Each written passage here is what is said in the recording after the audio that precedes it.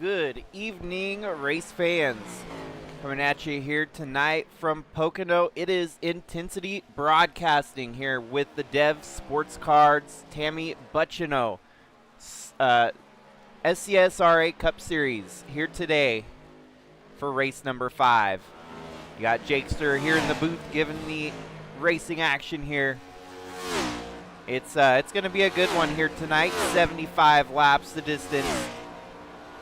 And we're just in practice at the moment, getting everyone filed in, rolling into the racetrack. Practice laps underway. Should be a good one here, folks. Should be full of action, full of great racing, maybe some carnage and chaos.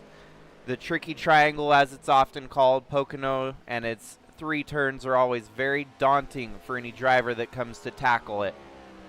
Sometimes kind of, likened to a road course. Figure if, you got a 2.5 mile track with strategies that unfold here. So 188 miles is the distance here today. And these drivers with strategies and everything in their playbook here tonight will have to figure out a way to tackle the often difficult Pocono Raceway. And we do have quite the stacked field here today.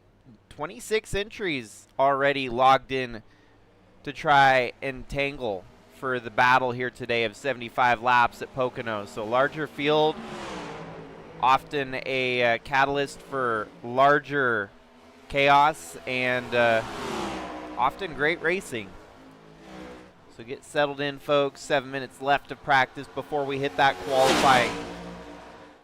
This brief moment during the prelude to qualifying here tonight gives us an opportunity to look at Rookie of the Year standings already. We've only had one rookie contender win a race this season, and that is Holden Wheeler. He is in the field here tonight, second in practice so far. But keep your eyes on the likes of Christopher Bishop and Cale Thorpe. They could start making a run for it here. Holden Wheeler has has a full race advantage over Christopher Bishop there in second. Colin Hoffman is fourth in the points, and those are kind of your every week starters between those 4 there. We've missed out on Samuel Green. Keith Resmondo's been missing on a couple occasions, but he's back in the field here tonight at Pocono. Dana Ryan has been absent. We're not seeing him here tonight either. But yeah, that is your 17 rookies here in the Season 12 Rookie of the Year standings. And then, of course, we got to keep an eye on the points conversation. It doesn't matter if it's race 1 of the season or race 5 of the season. Your points battle looks a little bit something like this. Your Rookie of the Year contender, Holden Wheeler, sits second in the points right now to Matt Parasini. Matt Parasini has definitely been killing it on stage points this season. That is the big reason he's got the overall points lead right now, because of the bonus points that he's accumulated.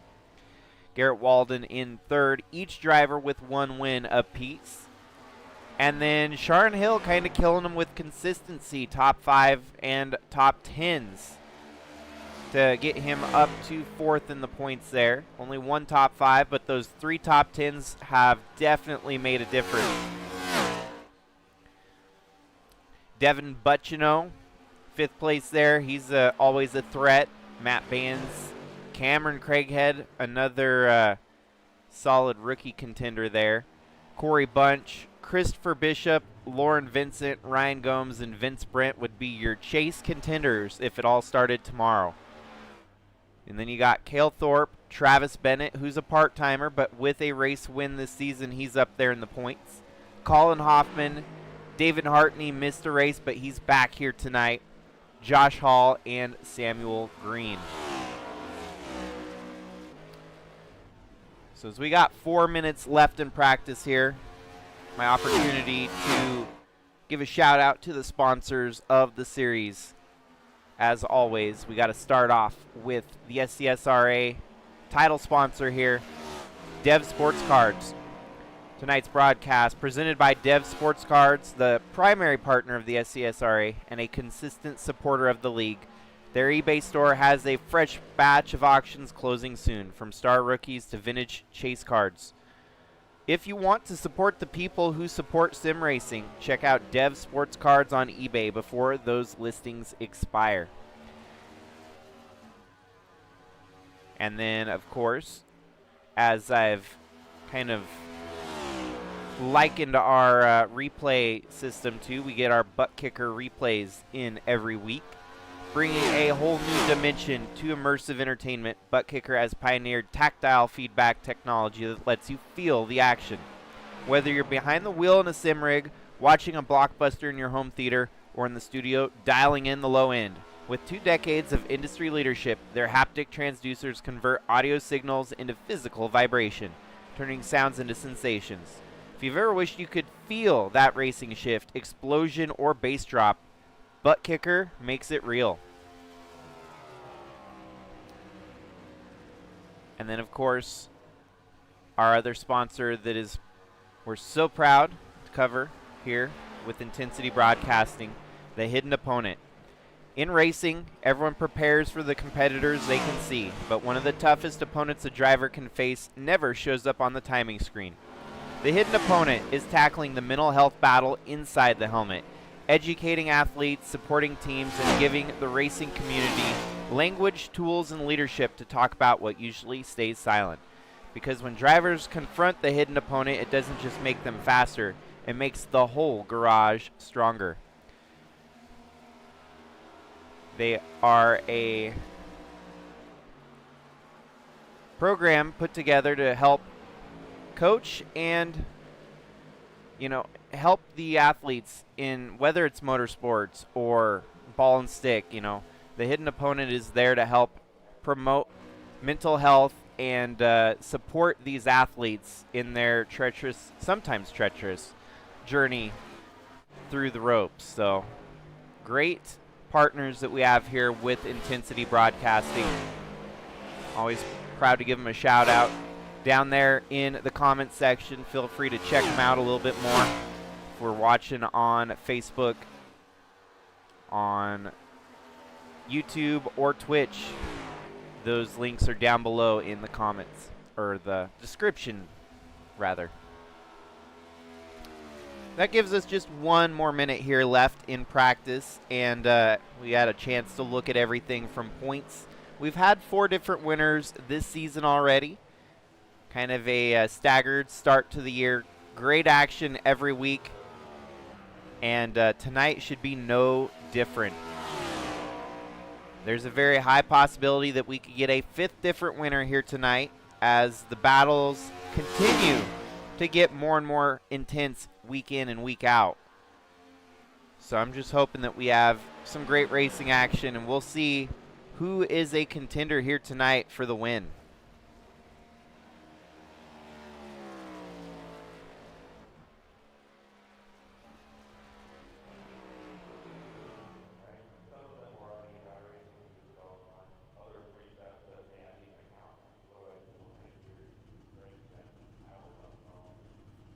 So far, no one has won. Actually, one has won. Travis Bennett won from pole at his race earlier in the season. I want to say that was Watkins Glen. It was a road course. I know that much. And Joseph Irwin set on the pole in one race. He's actually 35th in the points. Last in the points after missing a couple races. But we should... Yes, Joe Irwin's in the field here tonight, so we should see him up front contending. And then Cameron Craighead has been pole setter twice this season, has not been able to convert it to a race win yet. So it's just a matter of time before he gets everything figured out and cooking, that he could be putting both of those together. So we're in a hot potato qualifying here to get around the field as they start getting ready to turn some laps. Name that we have not seen yet this season for Season 12, Craig Schroeder from Charlotte, North Carolina.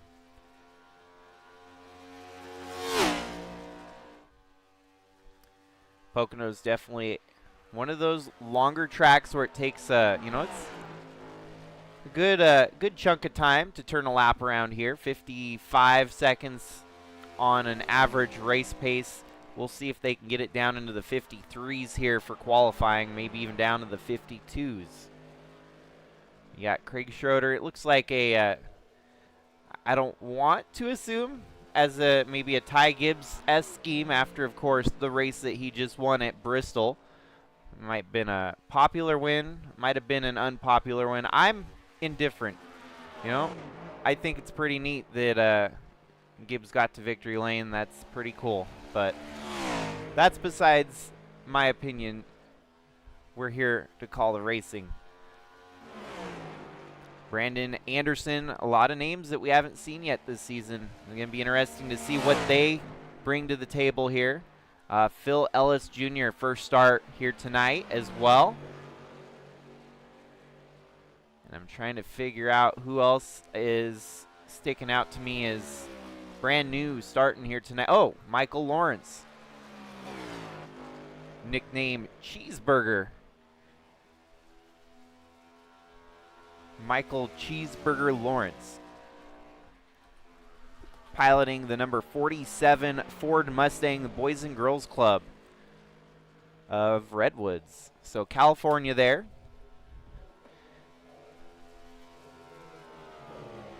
Definitely neat to see some folks from this side of the Mississippi here in the field tonight.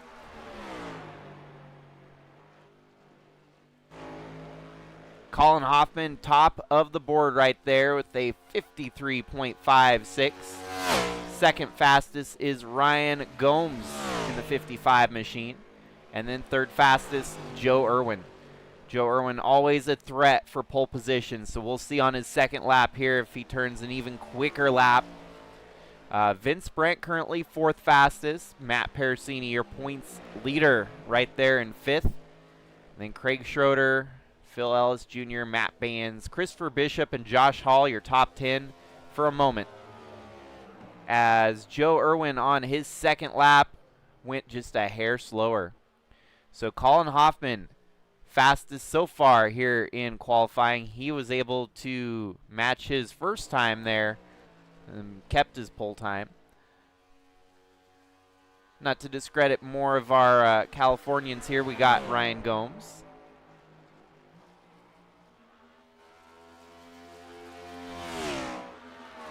And down south to Louisiana there with Travis Bennett.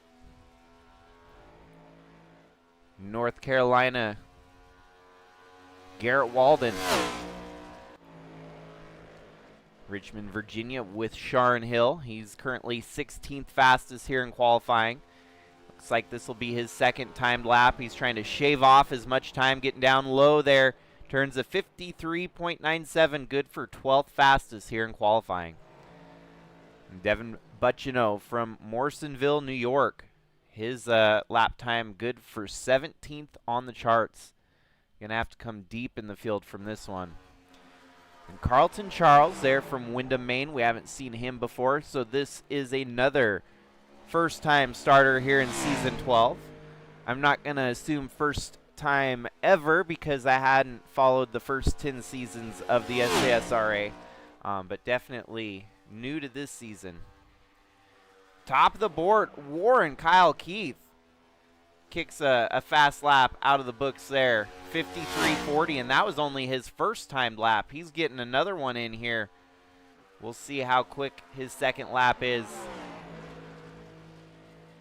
Definitely dig that that stylizing of the 3 font there. Kind of reminds me of Casey Kane and his dirt car number 9, but it's number 3. So obviously he didn't get to finish his lap time there as time ran out here in qualifying. So we're going to go ahead and get an idea where that starting lineup looks here tonight.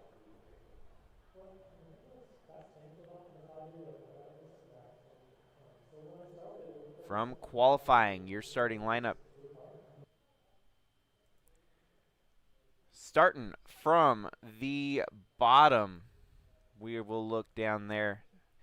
26th starting here tonight, BJ Holton. This is the first time we've seen him this year. Brandon K. Anderson, also new to this season. AJ Evangelista from 24th there tonight. It's going to be deep for those drivers.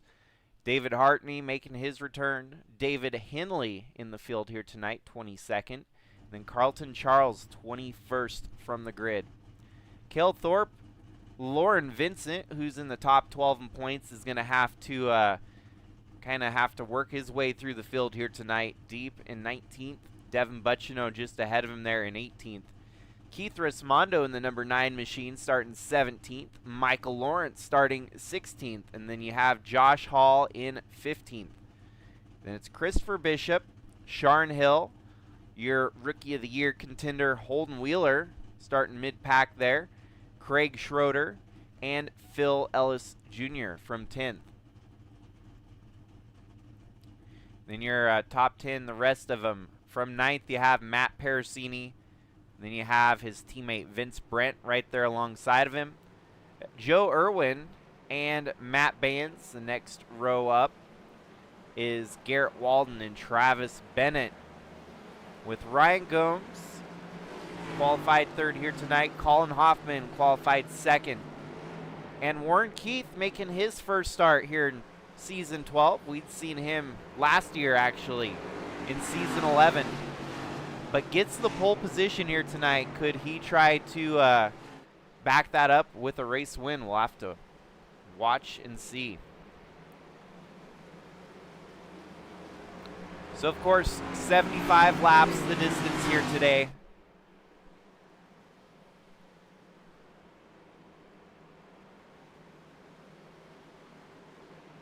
And it should be a good one.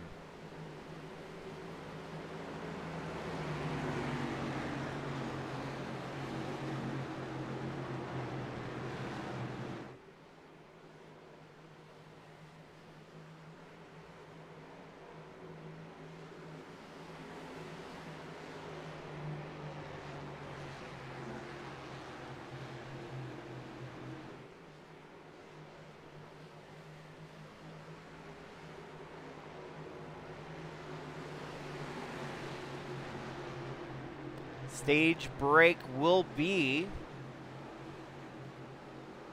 hold for dramatic effect here.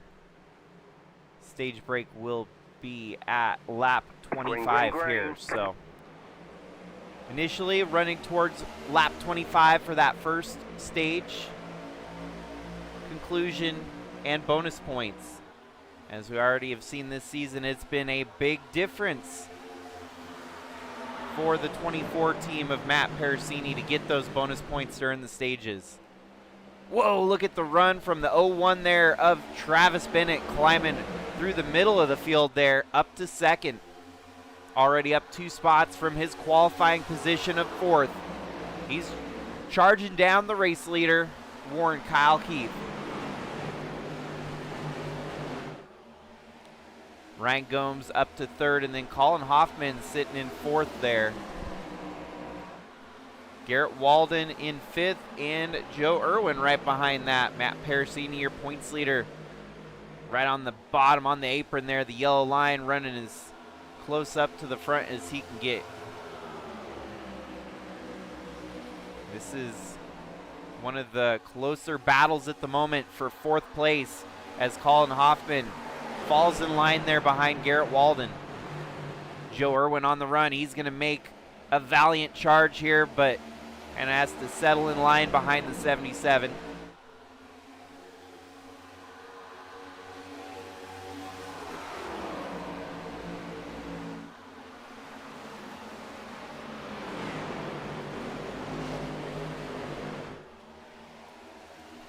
Joe Irwin making the move here to get up into 5th place. Matt Parasini is going to follow suit and try to make up a spot there as well, as the 77 dropping like a rock at the moment. -5 from his qualifying start position.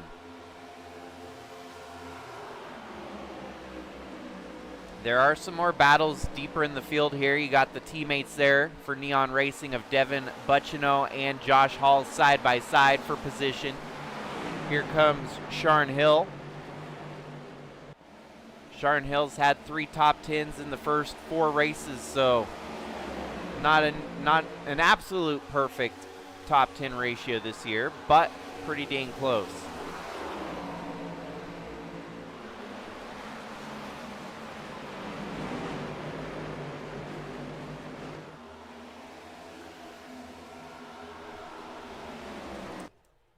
Meanwhile,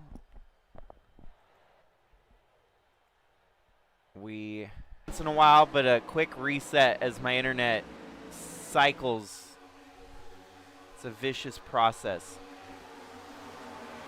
New race leader, Travis Bennett, in the midst of all that.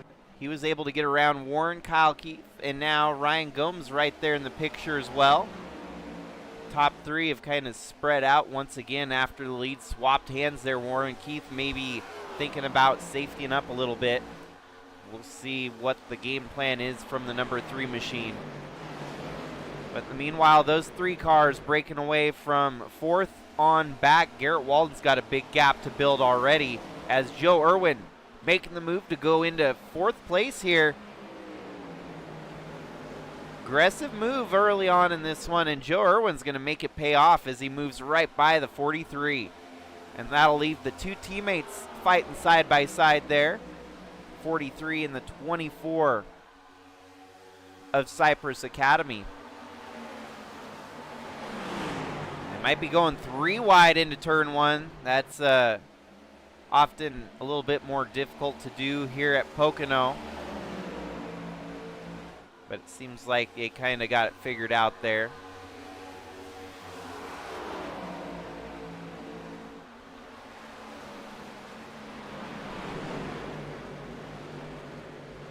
Might be another battle brewing at the lead here.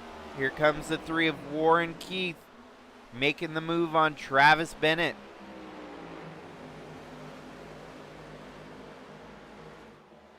And there you go. Warren Keith lost it temporarily. He's back to the front spot here today. Lap 6. And this in its own could be a bit of a strategy to swap the lead back and forth to save a little bit of extra fuel. Don't see why that would be a big scenario here for stage racing up to the first stage at lap 25, as they shouldn't really have any concern on fuel. But you never know. Might be some other game plans in the mix here. Maybe just testing it out, getting an idea of what their car can and can't do for later tonight. But in the meanwhile, from pole position, Warren Keith has led probably about 5 of the first 7 laps here tonight.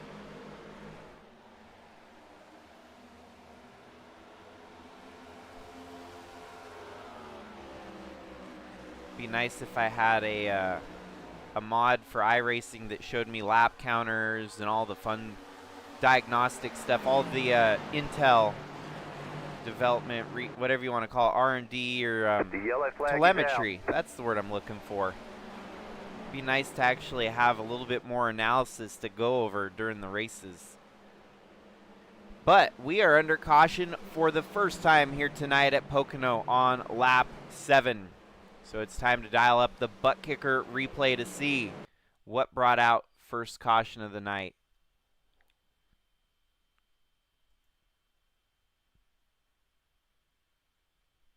And it looks like this is the case here. The 72 there of Matt Baines. He's on the inside of the 77 of Colin Hoffman here. He's going down. I don't know if he realizes, if he didn't hear from the spotter in time, that there was someone on the inside. Kind of cuts down into the 77. A miscalculation. And he just barely hits at the edge of the P in Pocono there on the outside wall. Tough hit. We'll see if they actually get a quick repair. I don't know if they do or don't, but looks like maybe an extra involved in the wreck here. We'll see. We'll keep the camera rolling just in case. But it says BJ Holton. Oh, wow. Okay, there you go. Not. So that is the 23 right there. He's coming through, and I don't think. Oh, wow. That was actually the 33. Carlton Charles in the 23.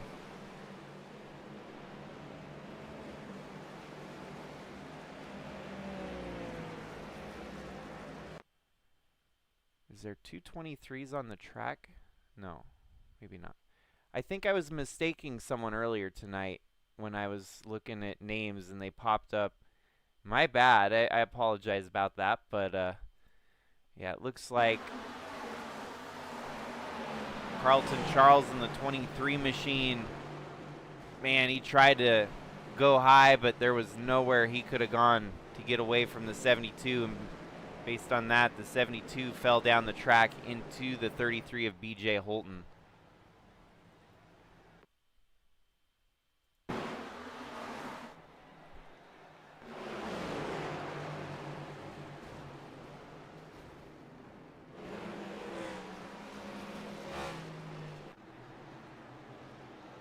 Well, the first caution of the night.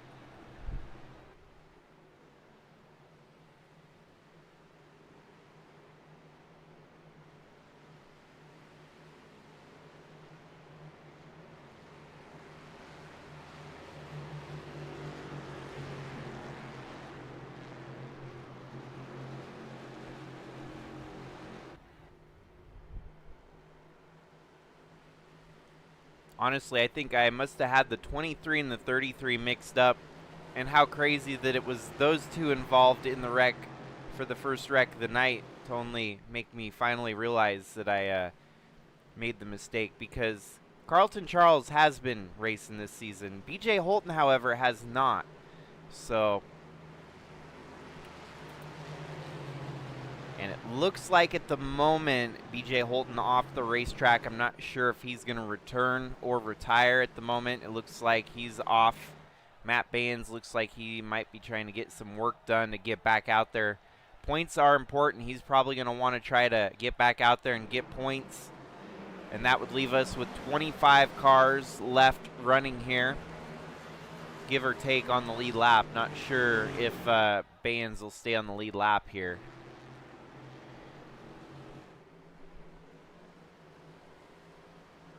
But we'll be back and racing here shortly as stage break race lap 25 here in tonight's race.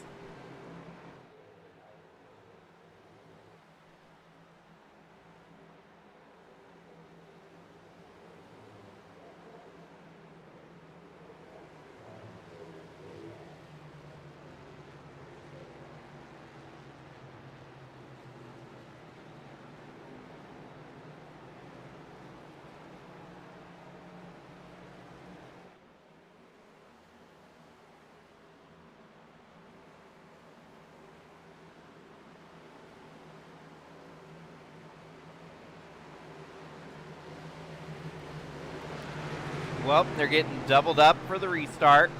They'll be getting back to green around lap 11. I don't know why I said 1-1. Lap 11.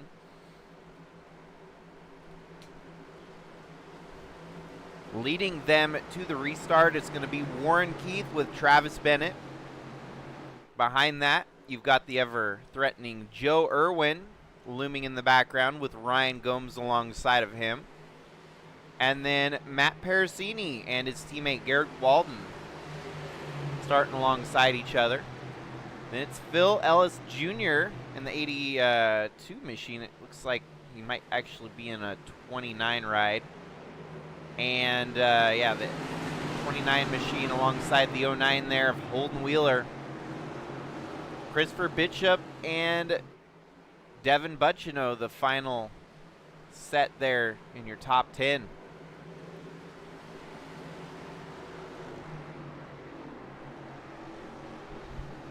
Travis Bennett was able to prove that he could get to the lead here tonight.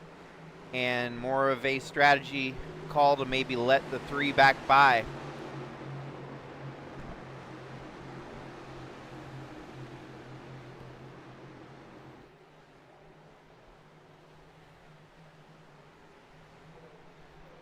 Pace truck pulls off. We're getting ready for the restart. Green, green, green. As they come roaring down the longest stretch, longest front straight in NASCAR at the moment. Pocono's got the longest front straight. Definitely a drag race going into turn 1 here. You never know what's going to happen with everyone piling in like crazy into turn 1. And just like that, good run here from Joe Irwin as he's up there alongside Travis Bennett. Try and take second away. It's like we got 23 cars on the lead lap.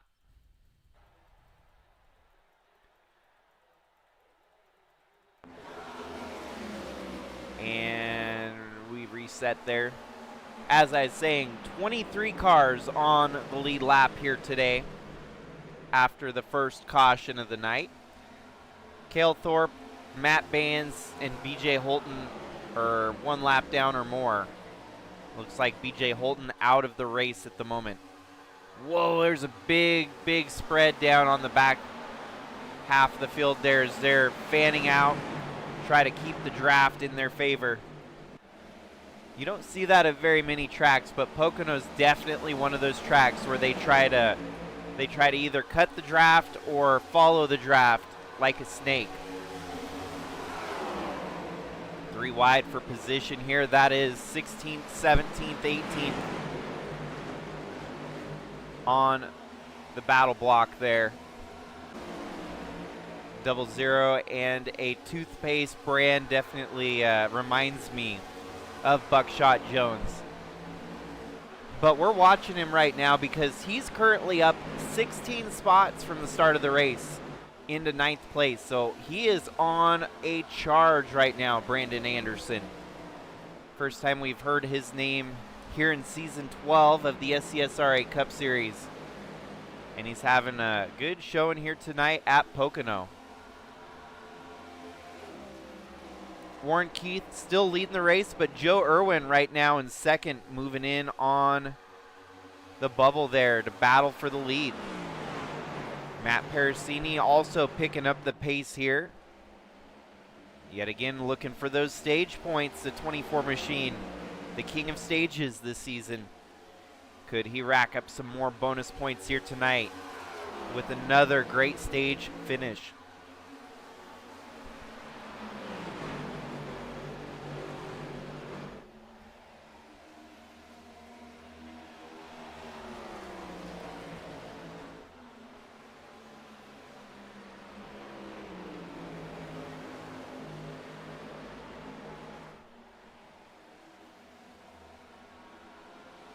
And Pocono's definitely one of those drivers' tracks. I'm sure you've heard that terminology thrown around a couple times, but usually, you know, and it's a track that's pretty common and consistent across, you know, the race series, such as NASCAR with the 1.5 mile tracks. Typically, the 1.5 mile tracks become kind of the, you know, the main point. So many of those races are consistently going to the same, you know, well, this one tests different skills, obviously. It's a track unique in its own. Nowhere else do they race. Nowhere else have I seen a racetrack quite like Pocono in size and style. And so it really is a driver's track because of the skill sets you have to develop to actually run up front and fight for wins here. You know, it's a little bit easier to fight for wins at 1.5 miles when you've pretty much been submerged with it, I guess would be a way of saying that. That so many of the tracks are 1.5 mile tracks anymore. And then you get kind of your common short tracks, but then again, short tracks as well kind of have their own driver tracks too that are unique in their own design, their own layout. Yellow flag is out. Definitely Richmond would be one of those tracks unique for the short track side of things, but Pocono, it's hard you know, lump it in as a road course or a super speedway just because of how unique it is. Alrighty, we are under caution for the second time here on lap 16. And the butt kicker replay dialed up here. We'll see why we're under caution.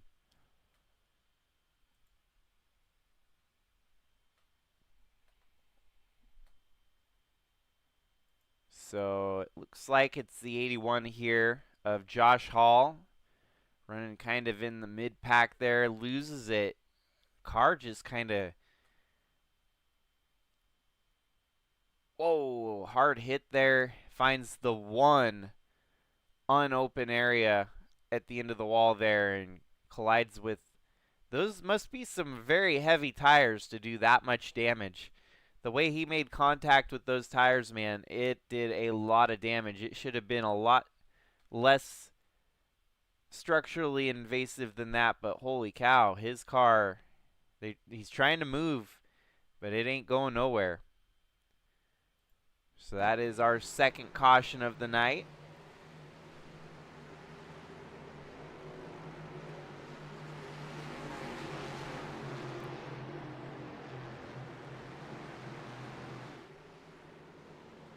Kind of makes me wonder if there was a controller disconnect or something. The way that wreck happened, it was just very unusual. Not very much to explain how that one happened there. So Josh Hall down on pit road right now and currently out of the race, it seems. He's behind the two cars that are a lap down of Cale Thorpe and Matt Bands. Matt Bands should get the wave around here, the lucky dog, I'd imagine, being the first car one lap down under the second caution this evening. And it seems like they're probably going to return with about 5 laps in the stage. Obviously, none of your leaders decidingly pitted, but a little bit deeper in the field. Very deep in the field. David Hinley decides to pit.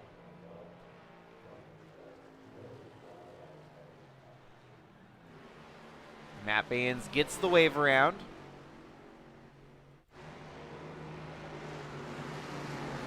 And it's going to be another couple laps here before we go back green. But let's kind of focus on some of our storylines here tonight. Brandon Anderson, first race of season 12, and he's been able to pick up 16 spots up to 9th. Colin Hoffman, on the other hand, it's been a rough start for him tonight. Qualified decently in the top 3, but has dropped 13 spots, settling himself into 15th at the moment. Matt Bands was involved in a wreck earlier here today. First caution of the night. He got into the 77 of Colin Hoffman, losing it and spinning out into the outside wall. Seems like gets the wave around here, but for sure has had to work his way through the first 18 laps of this race to get back to where he is now. BJ Holton is retired from the wreck involved with the 72 there in that first caution. And it looks like Josh Hall, who brought out the second caution here tonight, he's on pit road. It looks like maybe they're going to get it fixed and back out there and running.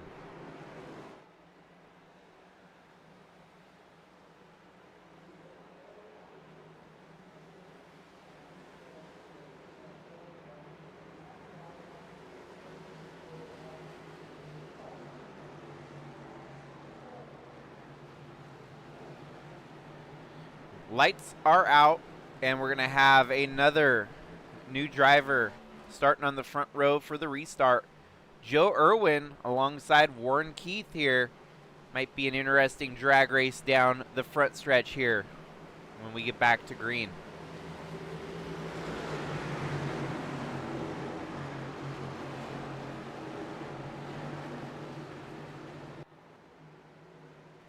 With what will be 55 laps left to go in the race here. Once we go green, it'll be 5 laps to the end of stage.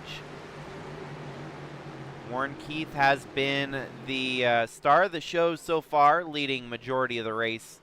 We did see Travis Bennett take the lead briefly, but it's been all Warren Keith apart from that brief moment we saw the 01 leading.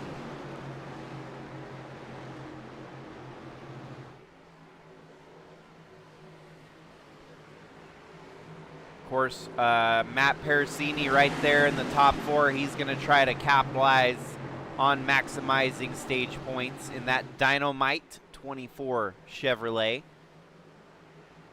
for Cypress Academy. And he does have a little bit of team help there with the 43 of Garrett Walden, not too far behind him. They do have one other teammate in the field here tonight, Vince Brent, as Jesse is not in the field for this race. Jesse Whittington has run a couple races this season, so we got to see him up there with the team putting on a show. Not Pocono, though. Pace truck pulls off, and we're back and rolling here. 5 laps to the end of stage. Warren Keith gets a good jump on Joe Irwin, but that might not be enough. Joe Irwin, kind of a sleeper on these restarts. He's got it figured out. Look at that, good run from the 03. Kind of dampered a little bit as now the 01 of Bennett closing in on the 03. They're going to drag race down the backstretch, getting that draft working like a freight train.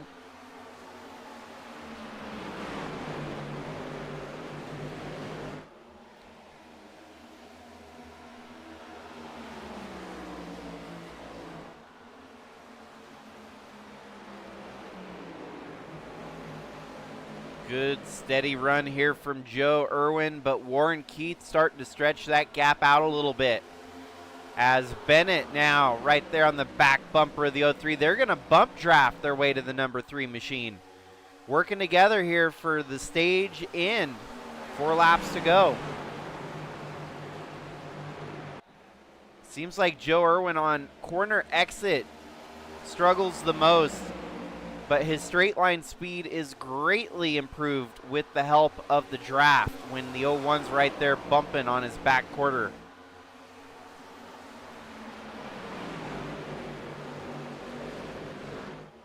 And even more impressive is how Keith has been able to keep that lead even in the advances of the drivers behind him. Oh, good run here from Joe Irwin.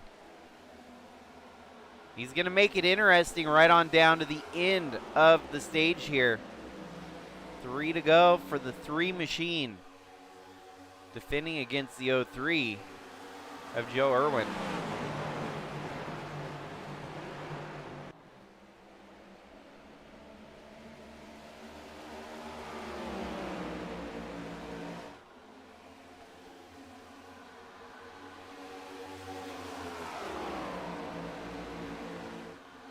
Holden Wheeler has worked his way up to 7th here tonight, as Joe Irwin's a +5 from his qualifying position into 2nd there.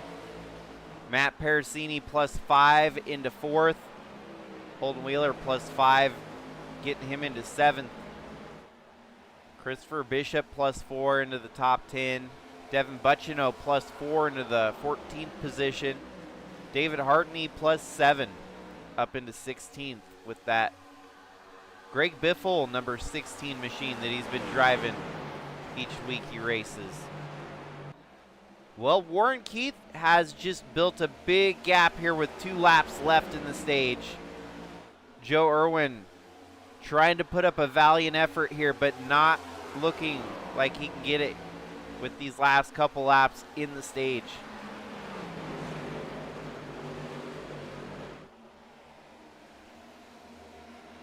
Your pole setter Warren Keith just turned his fastest lap last time, a 53.14, comparative to Joe Irwin, who has his best lap at a 53.06, but that must have came a bit earlier here tonight because he's not tracking in the same same zip code as a 5306. Those are impressive lap times. Those are pretty dang close. Actually, they're just about as fast as their qualifying Yellow flag times. is out. We're back under caution again here as this should mark the end of stage. We'll wait till they come across the start-finish line to term it as official. But it will be the official stage conclusion here tonight at Pocono. 75 laps, the total distance. Stage winner here in the Long Pond 188. Stage winner is the 3 of Warren Kyle Keith from Jacksonville, Florida. And so we'll go ahead and dial up the butt kicker replay here and see exactly what transpired here.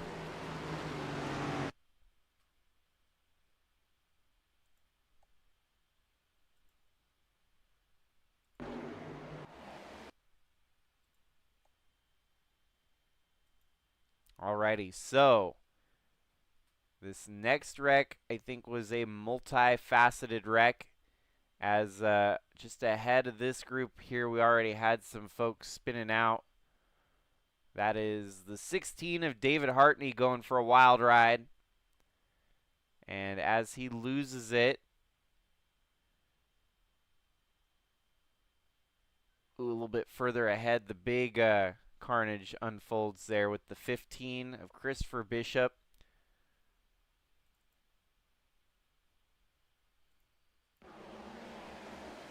Oh man, the 00 makes contact. Brandon Anderson ends up turning Christopher Bishop there, and the other drivers with nowhere to go just kind of came into the wreck after the fact, unfortunately. Yeah, just tight quarters race in there, and I feel like both drivers maybe could have given a little bit more room.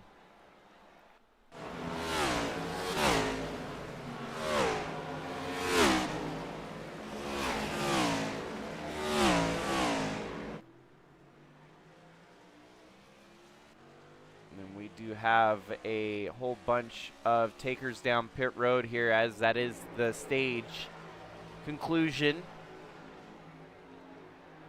David Henley is going to stay out here during stage break as your leaders are coming down pit road.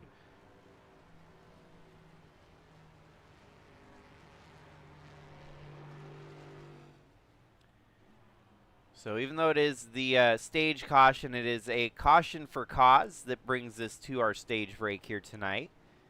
Lap 26 now, they're rolling back out. Warren Keith will beat them off pit road and maintain the top position. Looks like he's going to come out second to David Henley with a little bit of a strategy mix here tonight. Joe Irwin rejoins right there behind Keith. Travis Bennett, Matt Parasini, no shakeup there. Then you got Ryan Gomes up into the top 10, getting ahead of Garrett Walden, and then Phil Ellis Jr., Craig Schroeder, and Holden Wheeler, your top 10. Matt Baines trying to bounce back. He's already into 11th here, as Sharon Hill right behind him, Michael Lawrence, Brandon Anderson, who just brought out the caution, Lauren Vincent up to 15th, +4 from his qualifying position. Christopher Bishop, after getting involved in the wreck, got the car cleaned up, and he's back in 16th. And then it's Carlton Charles in the 23. Devin Butchino in 18th. Colin Hoffman -17 all the way to 19th position. And then you have AJ Evangelista, David Hartney, and Cale Thorpe. Josh Hall out. Vince Brent on pit road. Looks like getting some work done. Keith Resmondo out there, laps down, but he's still running.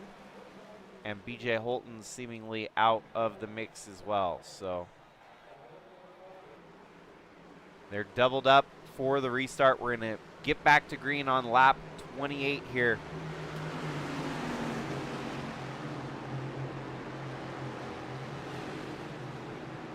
Should be interesting to see what the 7 has on this very peculiar strategy call to stay out while everyone else pitted during the stage break. We've seen some of these calls go right this season, and we've seen some of these calls go terribly wrong. Hopefully it does not go terribly any way, shape, or form. But he's going to be the pace setter once that pace truck pulls off and they get restarted here tonight. That 7 will get to control the field through the restart zone.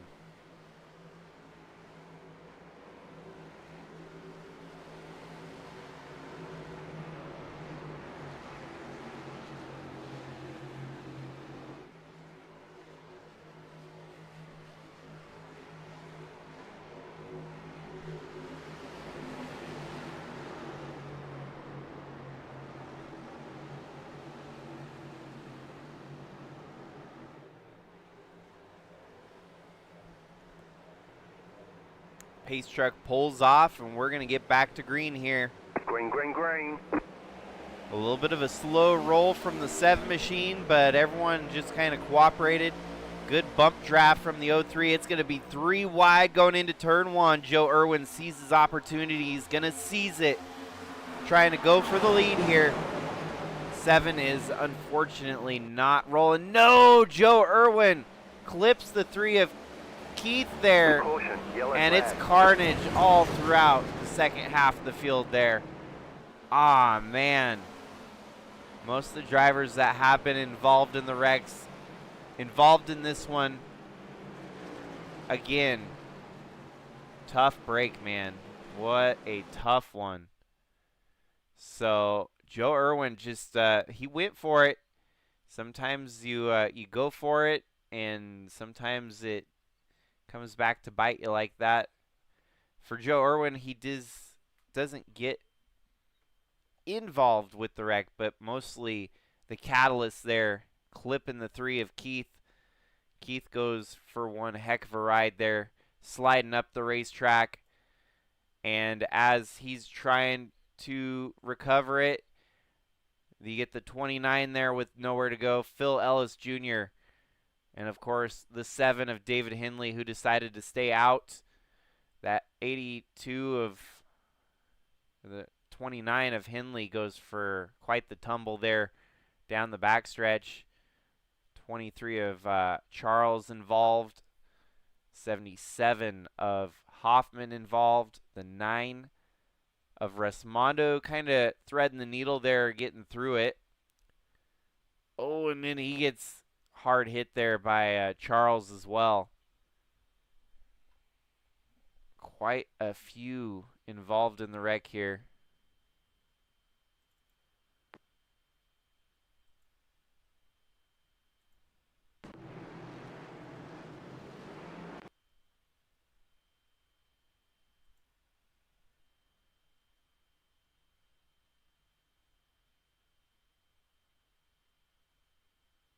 Just wanted to see one more angle here at full speed.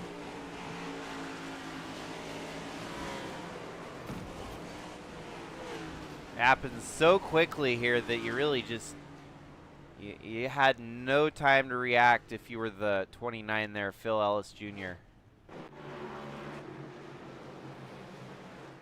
So this has shaken things up pretty significantly, as now Matt Parasini takes over the lead of the race, followed by Travis Bennett and Garrett Walden.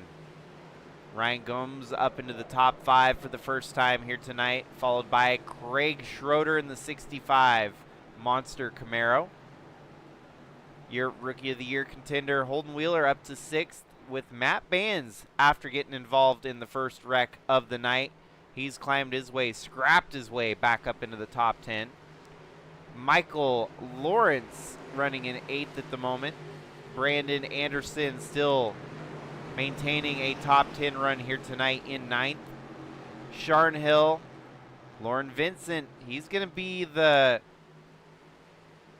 basically the merchant of attrition, the attrition merchant, because he'll pick up all the spots he can get every time the wrecks unfold. It seems like he has been one of those drivers that just survives the chaos. I don't know if he thrives on it. I'm sure the chaos finds him more times than not as well. But for whatever reason, week in, week out right now, it seems like he is the biggest gainer with all these attrition races that were faced. And because of that, he's climbed his way into the top 12 in the points, trying to, establish himself as a contender, as a chase driver even. So it's always kind of interesting to see the David versus Goliath story, and I feel like Lauren Vincent definitely fits the shoes of a David versus Goliath storyline in the SCSRA Cup Series. We'll keep our eyes on him here tonight and see if he's able to pick up more spots. Devin Butchino in 12th. AJ Evangelista in 13th, and it's David Hartney and David Henley, the next 2 cars back. Warren Keith from pole position. His car's in one piece. That's the good thing. The bad side of it all was that he had to lose all those spots after a rough restart there with Joe Irwin down on the inside. Phil Ellis Jr., Joe Irwin made his pit stop, cycle back to the back. But it's going to be Parasini and Bennett leading them to the restart now.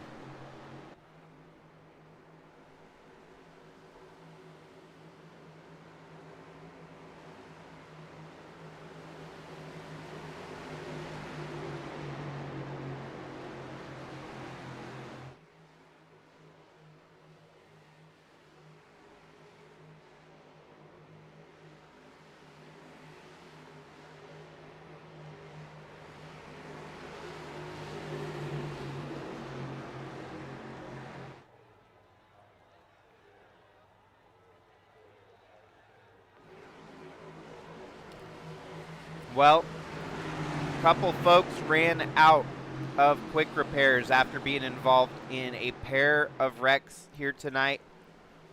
Looks like Christopher Bishop, it might be a little bit longer to get that car repaired. He's going to drop laps down here.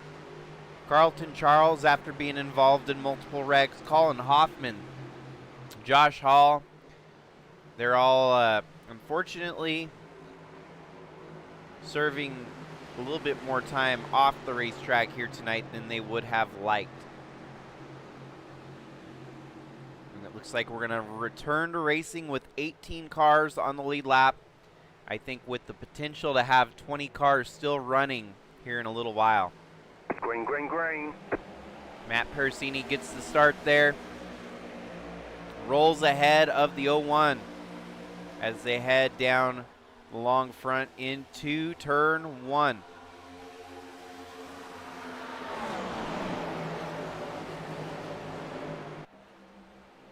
And Matt Parasini just race win last race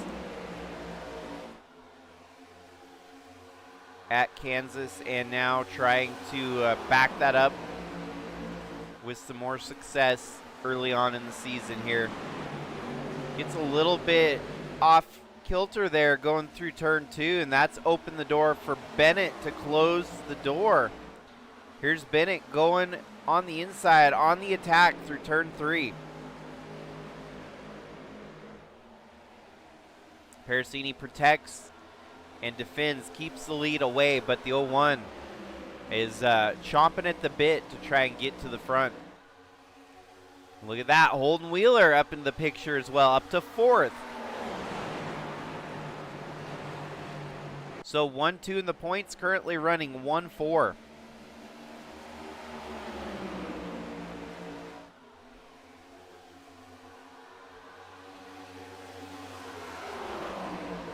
as it's a 4-car breakaway at the front there. Ryan Gomes a little bit distant in 5th.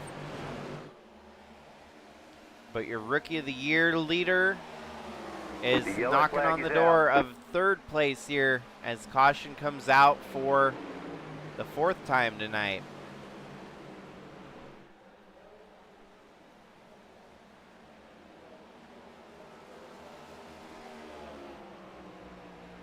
So our 4th caution of the evening, we'll go ahead and dial up the butt kicker replay here and see what brought out the next caution here tonight.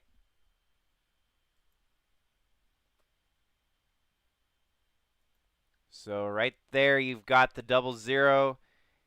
He makes contact there. I want to say that's that's 68 of Devin Butchino. And then, the 00 gets run into by Keith there. Warren Keith on a charge back through the field. Hooks the 00 after he made contact with the 68 of Devin Butchino.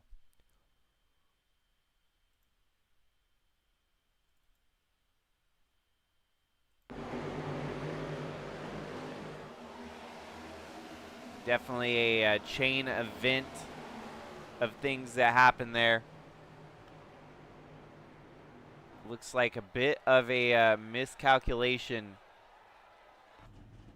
on the 00 machine to get there on the inside of the 68. Yeah, just overdrove it a bit, and because of that, the 2 of them checked up. The 3 already, I think, driving with a little bit of anger, wants to get back through the field ASAP here, and he didn't lift.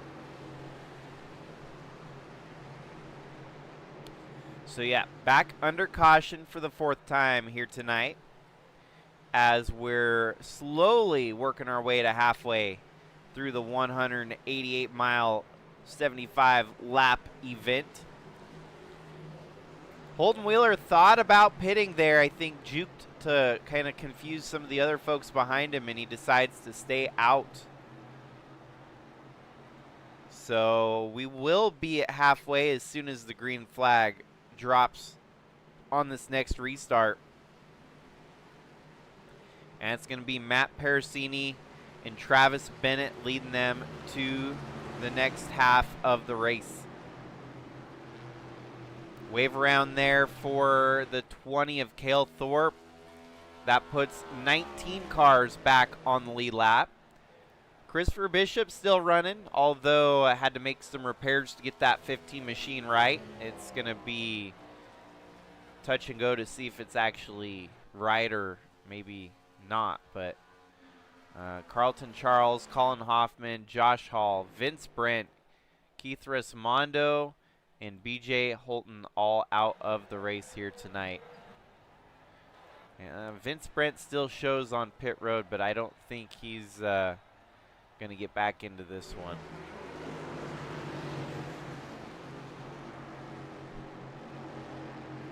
So with 35 laps in and 40 laps to go.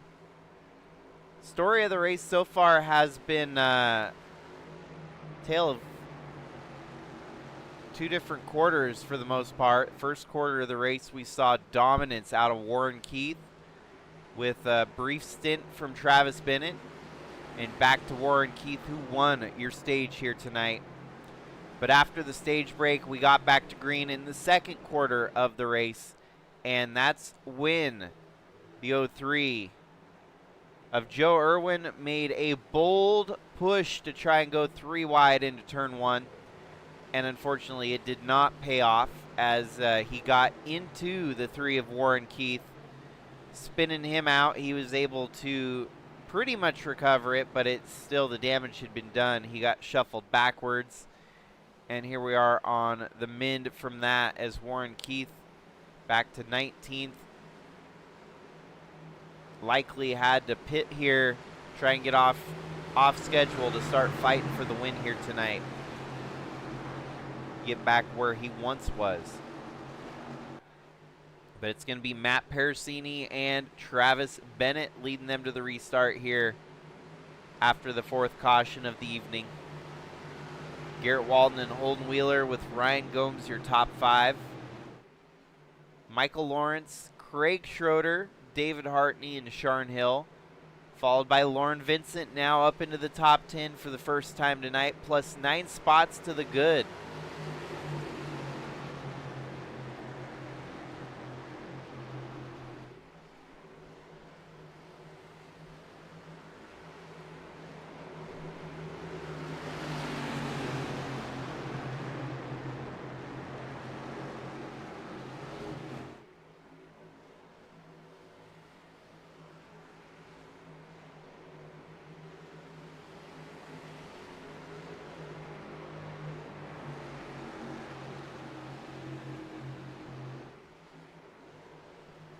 And there's a reason why Matt Parasini is your points leader this early in the season.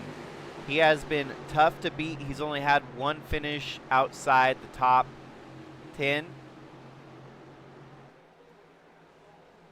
He's had 2 top 5s in there as well, so, and 1 win. That never hurts. Green, green, green. But definitely the 2 top 5s with the 3 top 10s, that is a huge start to the season in the first 4 races.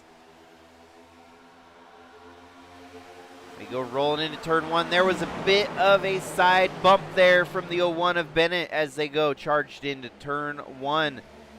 Bennett's battling for this lead. Matt Parasini trying to defend as they're 2x2 at the front of the field here. You'll want to Bennett not giving an inch. He's still fighting tooth and nail. And he gets by the 24 to take over the top spot here at the midpoint of the race here, 37 with 38 to go.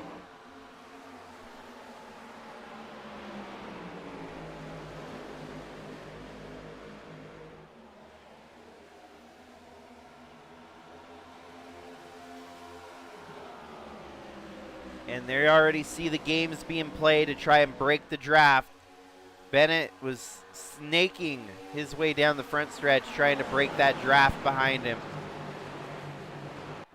And it's crazy that it works, and it's just crazy to watch it as well because it's so unusual in my book. You kind of see it at IndyCar level too, where the drivers, those guys, I mean, aerodynamics is everything in an Indy car, especially at the Indianapolis 500, where you'll see them try to break the draft behind them to keep the other guys from catching them. Breaking that, you know, that toe in the air makes a big difference when you're defending for the lead.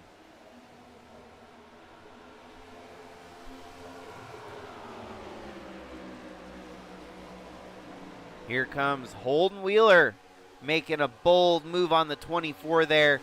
He's going to settle in behind again, but heading into turn 1, he's got a full head of steam, and he might be able to charge by the 24 here.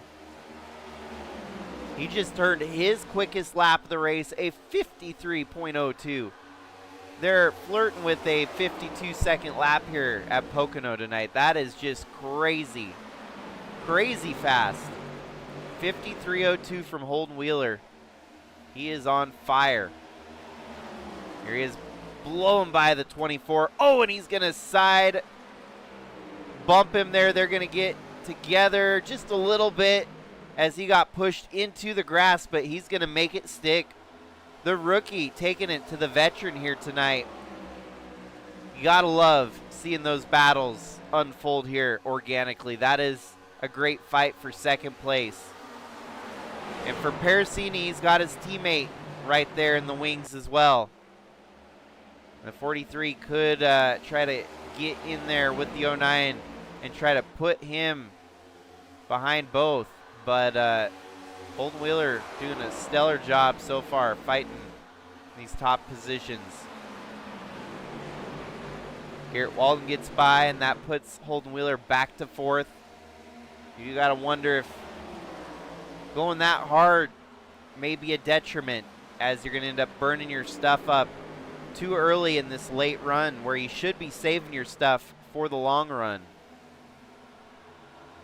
Travis Bennett, in the meanwhile, enjoys what he's seeing in his rear view mirror as they've continued to kind of battle it out. That's only allowing him to stretch that gap in his favor.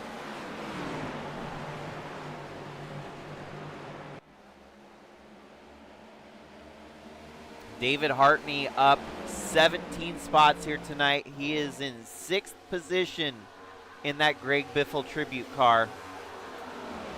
From Austin, Texas, one of the OGs I've heard, part of the series, and fighting for a great finish here tonight at Pocono. Holden Wheeler is not going away. He's going to try to get back by the 43 of Garrett Walden here. He's running it in down the front stretch now. The 43 fighting on the outside. He's going to try to keep the advantage in his favor.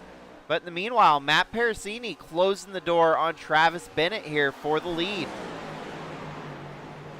Great battles all throughout the field, especially up front with our leaders. As Joe Irwin now back up into the top 10. He's worked his way up to 9th. Warren Keith has climbed halfway through the field up to 10th. And there's still a lot of racing to unfold here tonight at Pocono.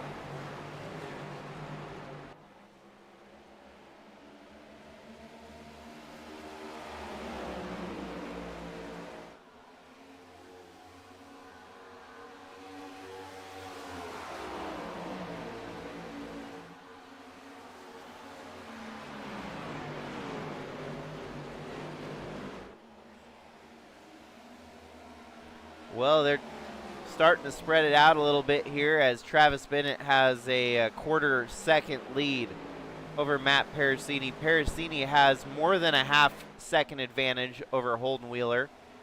And then those three, kind of a trio battle there between Holden Wheeler, Garrett Walden, and Craig Schroeder, your top 5.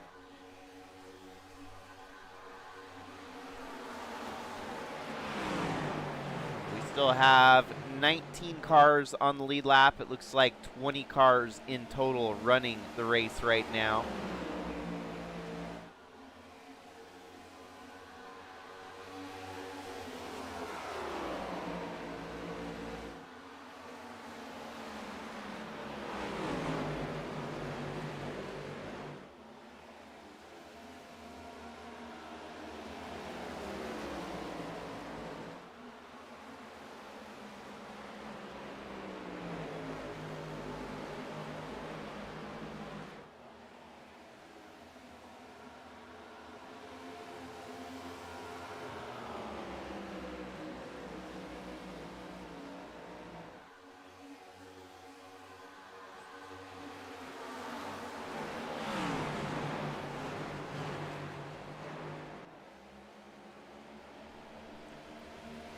Well, and with tonight being Pocono, I feel like tonight's a night, great as any night, to actually break out this handy-dandy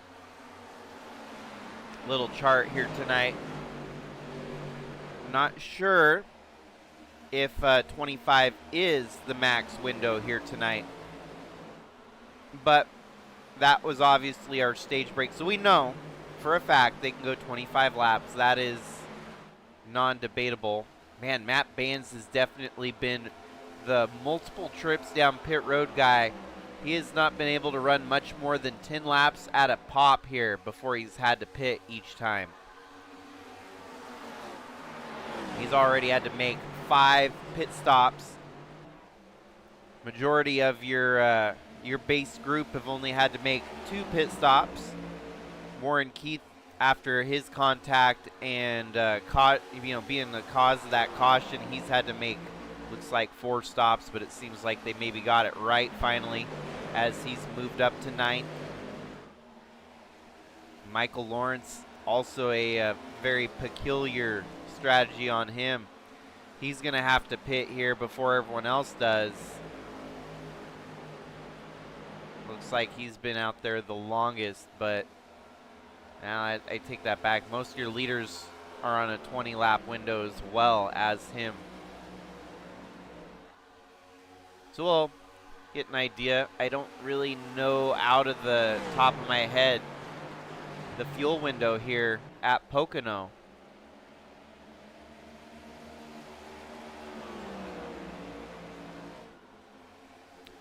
But for your leaders, they're not worried about fuel. They're full throttle. Yeah, it looks like maybe a little bit of trail brake in there for Travis Bennett heading into turn 2 as he lifted off the throttle before braking.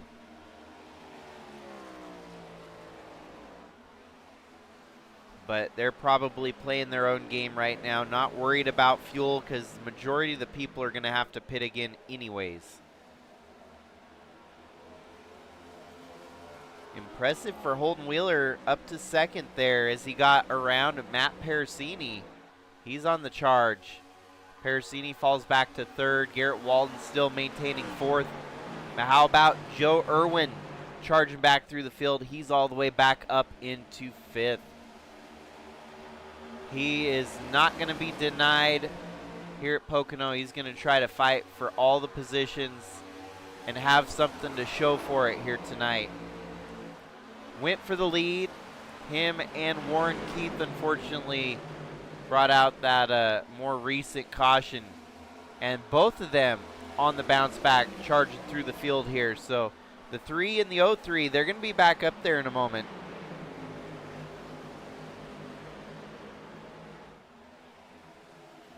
I'm sure the penalties were claimed, so they had free, clean slate to get back into this race. Obviously, the 3 did not do anything wrong. Warren Keith was just involved with a bit of an aggressive move on the 03 of Joe Irwin there.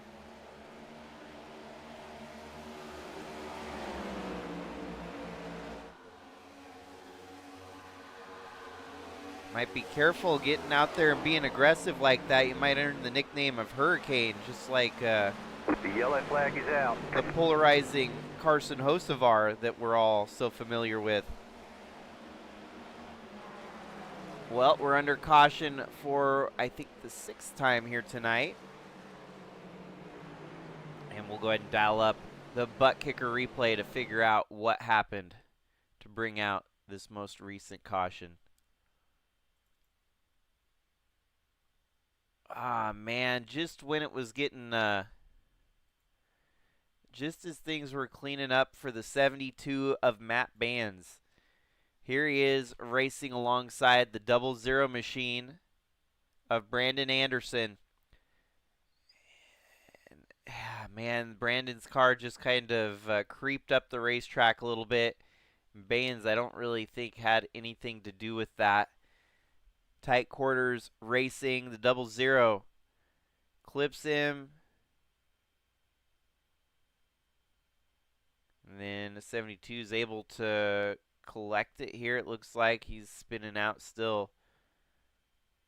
Oh, and he gets down on the bottom where the track gets bumpy. The 00 starts to lose it here.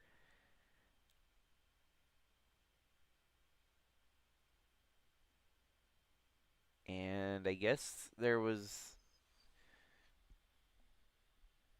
wasn't anything too severe that happens. He just pulls it to a stop here. So something not right with the 00 machine.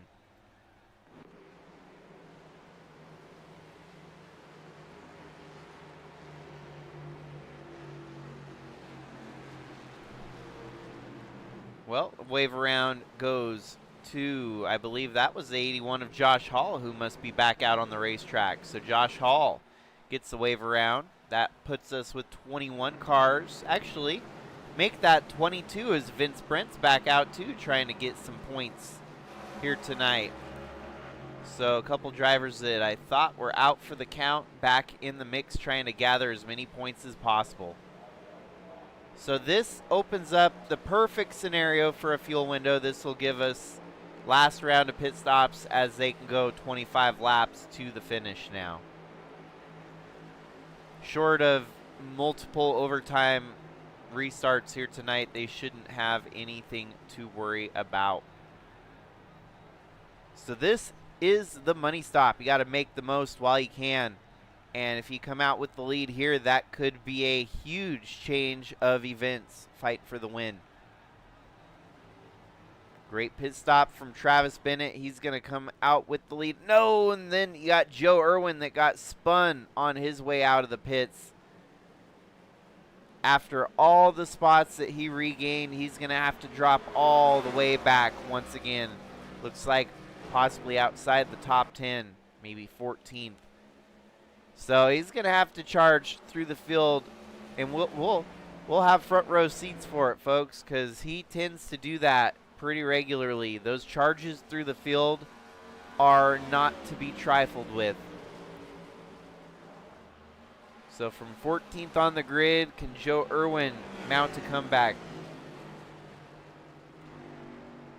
But yeah, it's Travis Bennett with the lead, Matt Parasini in second, Holden Wheeler third, Garrett Walden fourth, and Warren Keith, after a roller coaster night, has managed to get his way back up to fifth.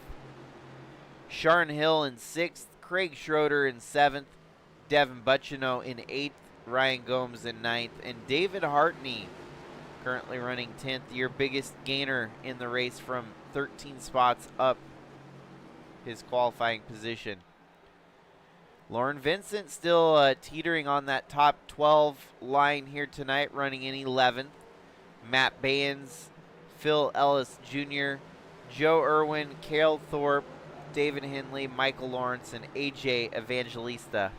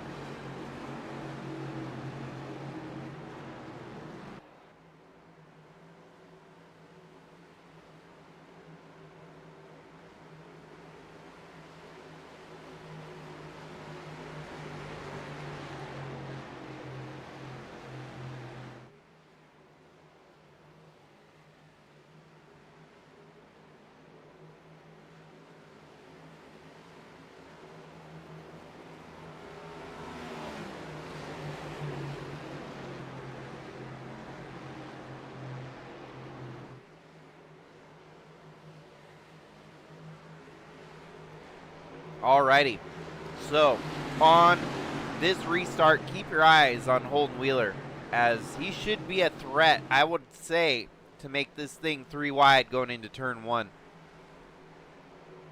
We've seen the pace that Holden Wheeler has here tonight. He's definitely got it, but execution is going to be the other half of that battle. And can he execute on a restart here this late in the race, fighting for the win? It's going to be 23 laps to go once we get the restart here. And it's just getting good for the finish here tonight. Someone is going to come out on top. Could it be someone new, or are we going to see a repeat winner? Both Matt Parasini and Travis Bennett have a win this season. Holden Wheeler as well, race winner on the year. So very possible that we could have a repeat winner.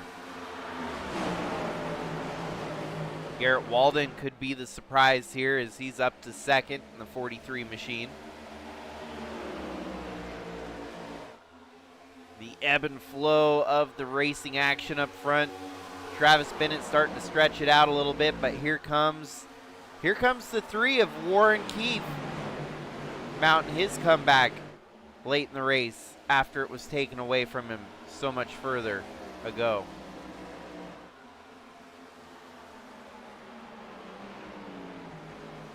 Bennett holds the lead over Garrett Walden by a full nearly 2/10 of a second.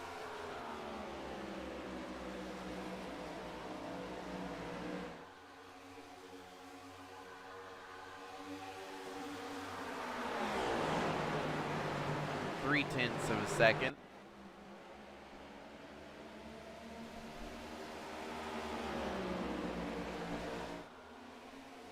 And it's all single file at the front of the field here.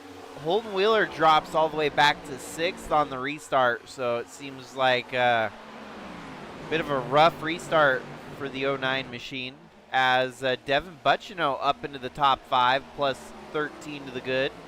Warren Keith up to 4th. And it's Bennett, Walden, and Pericini, your top 3, your podium at the moment. Matt Pericini, your points leader and the race winner from last race at Kansas. Followed by his, or ahead of him, his teammate Garrett Walden in 2nd, looking for race win number 1 here in season 12. And then the part-time killer there of Travis Bennett, who seems to show up. And, you know, it's going to have to start changing the conversation here if he's eligible for the chase and if he's willing to fight for the chase, because being a selective starter as he is, he's making more starts than some of the full-time contenders in the field, and he's going to be in the points mix all the way down to the end of the regular season. Tonight marks halfway through the regular season, 5 races of the 10, and then of course the final 5 races will be the chase to round out the full 15 race calendar. So if Bennett continues to put together great runs like this, you know, that you know, voice at the back of the head is going to start talking a little bit louder about running for the championship, running full time from here on out. But he's going to have to defend here. A hungry duo from Cypress Academy would love to add another win to the team this year. Obviously, Garrett Walden, between him and his teammate Matt Pericini, the odd man out for race wins so far. But it's a matter of time before the 43 finds his way back to victory lane. Team that each had 2 wins apiece going into the final 4 last year. Goes to show you how stout the team is, and they're not skipping a beat here for season 12 in 2026.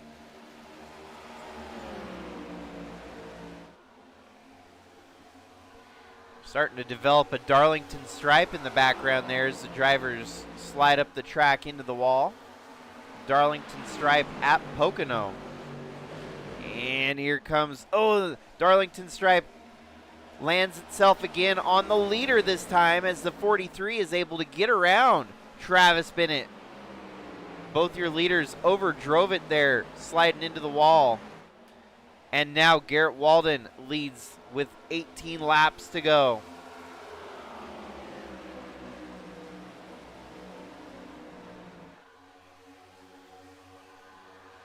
Travis Bennett not going away. He's going to keep battling for the win.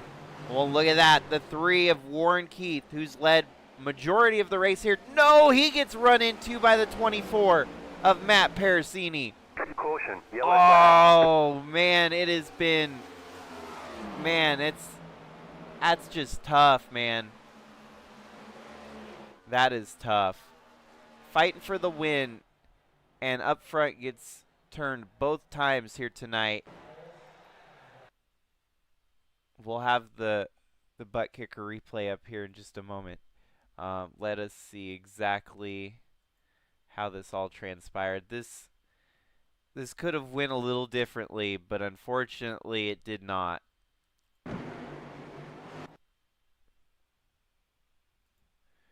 And so up to 3rd on the rebound, the 3 machine of Warren Keith. He had been, man, it looks like he loses it himself.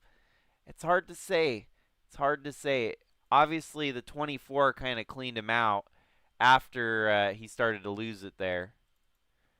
Let's see if this perspective shows it any better. Man, that, you know, I don't want to place blame on anyone there. As the 3, I think, just got arrow loose. No contact. That's just a tough way to go out, man. Coming through the field, try and fight for the win. And both times up at the front of the field, just mistakes were made. Wow. Yeah, I don't think, maybe just a slight nudge. He gets loose. He's loose right there. And the 24 didn't help matters. There was a clip. There was a bump. It was a very, very slight nudge. You could see the momentum swap from one car to the other right there. Yep. Wow. Yeah, so I don't know. It's hard to say. One thing I know for certain is heartbreak for the three of Warren Keith, who was in it here tonight to win it. From pole position, it was fun to watch him drop all the way back and climb all the way through the field again. And now things are kind of topsy-turvy yet again. I feel like the 24 is probably getting handed a pass-through penalty for avoidable contact there. So it looks like Parasini dropping backwards on pit road at the moment. Looks like they're going to do service on the car there on pit road.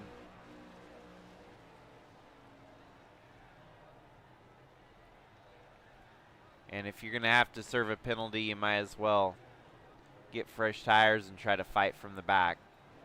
Matt Bands also pits along with Craig Schroeder, AJ Evangelista, and the 92 of Vince Brent.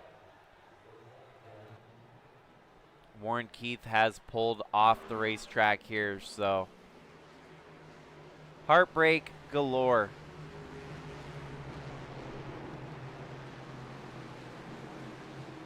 Twice tonight had he gotten to the front, and the first time obviously from pole position here today, defended that lead pretty respectfully,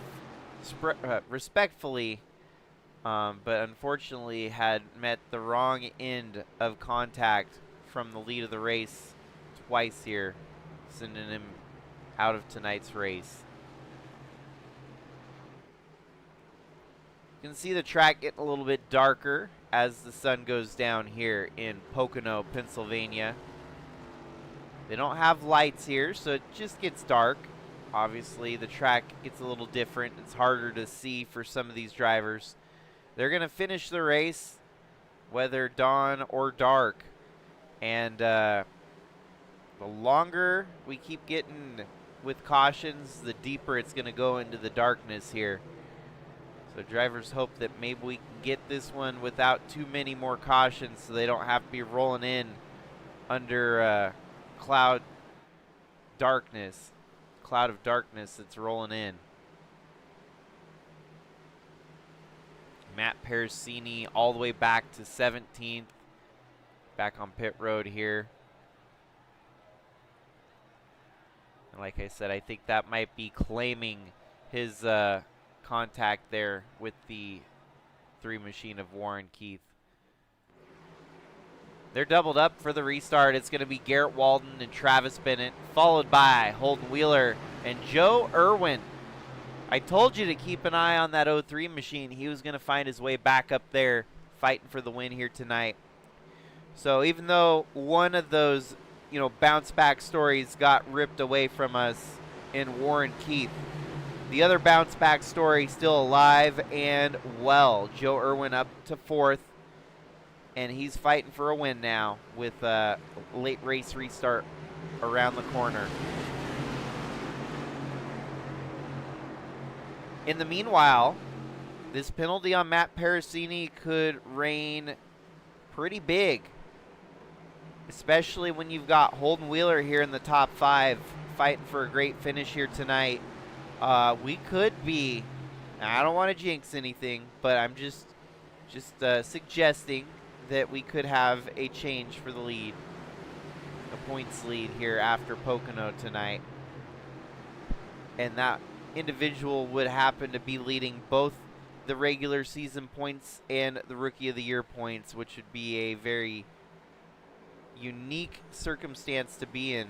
Leader of both of the championships early in the season here. Good start from Holden Wheeler. He sees the opportunity and he does not want to waste it. He wants to fight, fight, fight for everything he's got. He's going to try going around the outside. The 01 goes on the inside. Wheeler up to second now, but he's going to have to defend on the inside. The 01 of Bennett's right there. Coming down the backstretch, heading into turn 2. Wheeler's going to have ample room to move down low. Oh, and there's no room now. Contact with the 01 of Bennett. Wheeler, man, even though getting turned there, he was able to recover pretty quickly. Ah, man, dude, just when the racing and the excitement's getting there, the drivers, they're making some unfortunate mistakes here. Holden Wheeler did not have to get that aggressive. I mean, it was that one in its own was kind of a rookie mistake, I must say. Man, with all the points in his direction, it was racking up. There we go again. Me jinxing scenario as it unfolds here tonight. That's why they train commentators to be unbiased. Because as soon as you become biased and start hyper fixating on a storyline here or a storyline there, that's when the jinxes start happening. And that's when when the drivers take a little bit on the personal side, when they're getting picked and their hopes are starting to get dashed because the commentator's jinx kicks into full drive. Well, we saw that one in live action. Don't need the replay to see that one again. Tough break for yet another one of our heavy hitters here tonight. Mad props to Lauren Vincent, just surviving the chaos around him. He keeps picking up spots left and right here. He's up to 9th and defending 9th position pretty readily here, as he might be able to pick up another couple spots when Holden Wheeler comes down pit road and anyone else that needs pit services here with the caution underway. Yeah, that was, I think the spotter may not have relayed the message to Holden Wheeler in time to let him know that there was no clear on the inside. Got some takers down pit road more than, the 81 thought better, or the 55, I mean, the 68 of Devin Butchino. Kind of juked in and juked out just like that. So Lauren Vincent gains one more spot up to 8th. Gomes, Hartney, and Butchino, they thought about pitting but decided against it, as they're going to stay out, have track position here. As I was mentioning, some of those drivers that pitted with 25 laps to go, they should be golden as long as we don't get too many overtime restarts here tonight. And this can show you just a little bit on that window. 13 with 12 laps to go. Walden, Bennett, Irwin, Hill, Butchino, Gomes, Hartney, Vincent, Lawrence, and Henley. Your top 10 all on the same window. And then you have Baines in 11th on an alternate strategy. Schroeder, Parasini, and Evangelista also on an alternate. And then it's Ellis, Wheeler, Thorpe, Bishop on that 25 lap window. So almost perfect that they're going to be able to break it down to 3 stints of 25 laps here today. But you never know with the overtime possibility looming. They could get pushed a little deeper than they would like.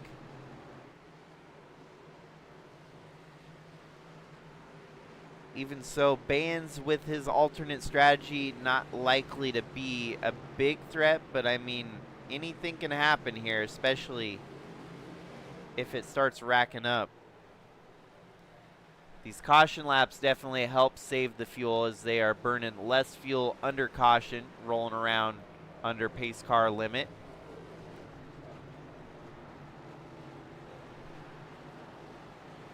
And with 11 laps to go, they get doubled up for the restart. This will leave us with 10 laps to go once the green flag drops. Holden Wheeler out there back to 17th. He's on pit road,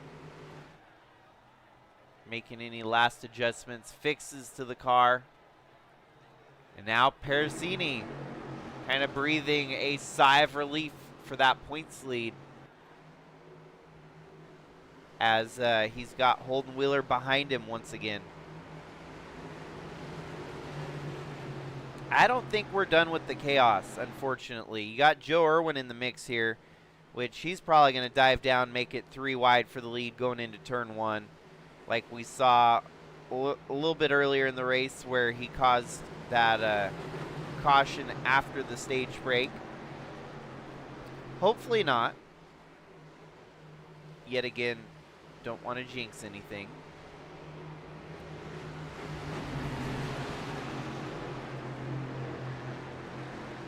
Sharn Hill up into the top 5. Butchino and Gomes, 2 teammates there for Neon Racing, 5th and 6th.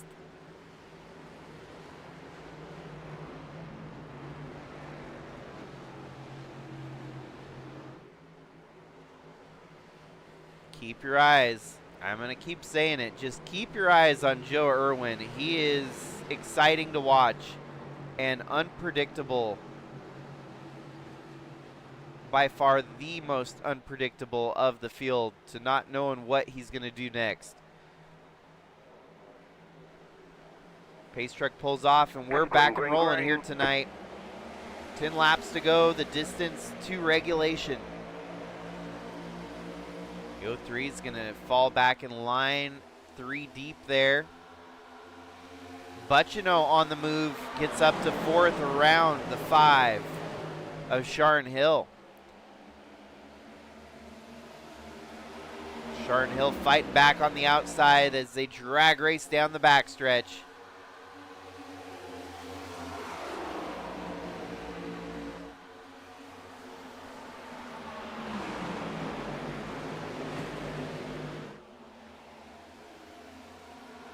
I'm going to keep my eyes on the back half of the field as well as the front half. Looks like Holden Wheeler starting to slowly move his way up from the bottom. Up to 16th now, but it's going to be a lot of work. 10 laps to go. Not a lot of time to get back through the field after running up 2nd, fighting for the win.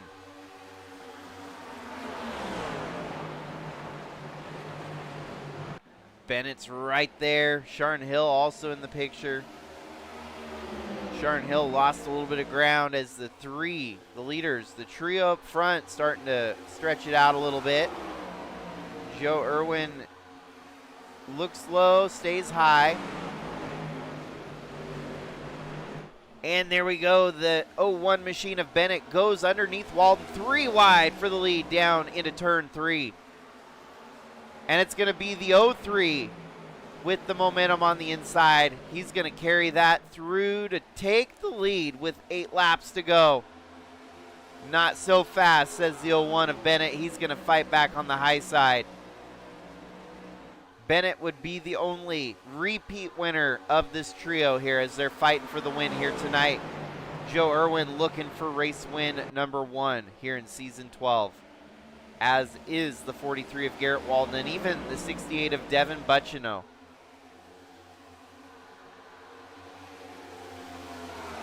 As I've mentioned, probably be a very emotional win for Devin Butchino, as this season has been memorialized as the Tammy Butchino Memorial Cup Series, his mom. And, fighting for all the race wins.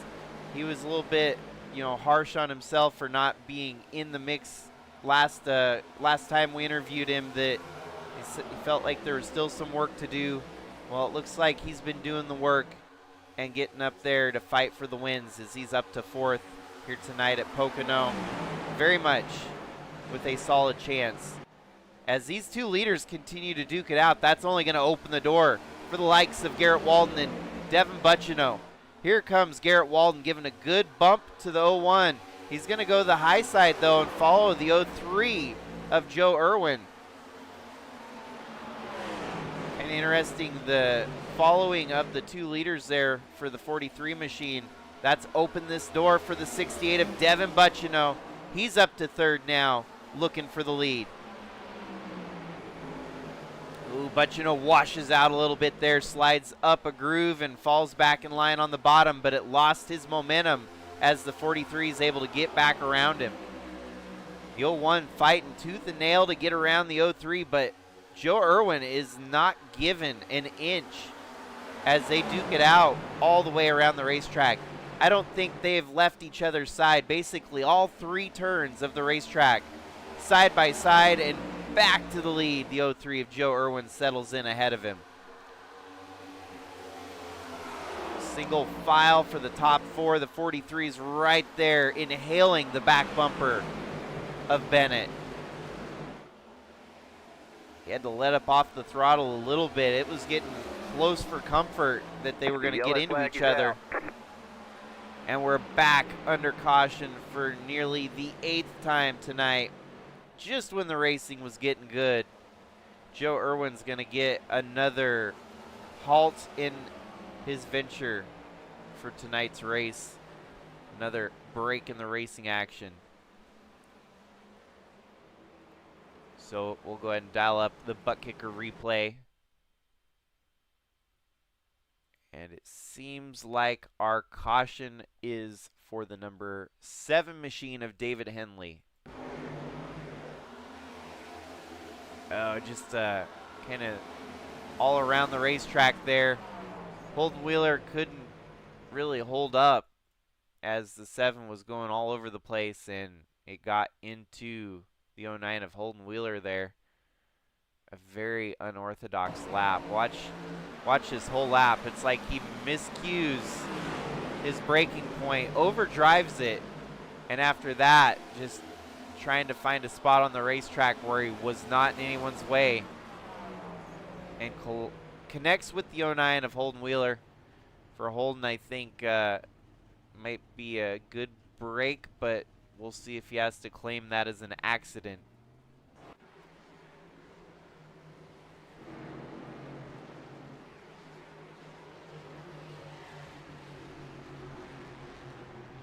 So that overtime window might start opening up if cautions breed cautions, as they typically do.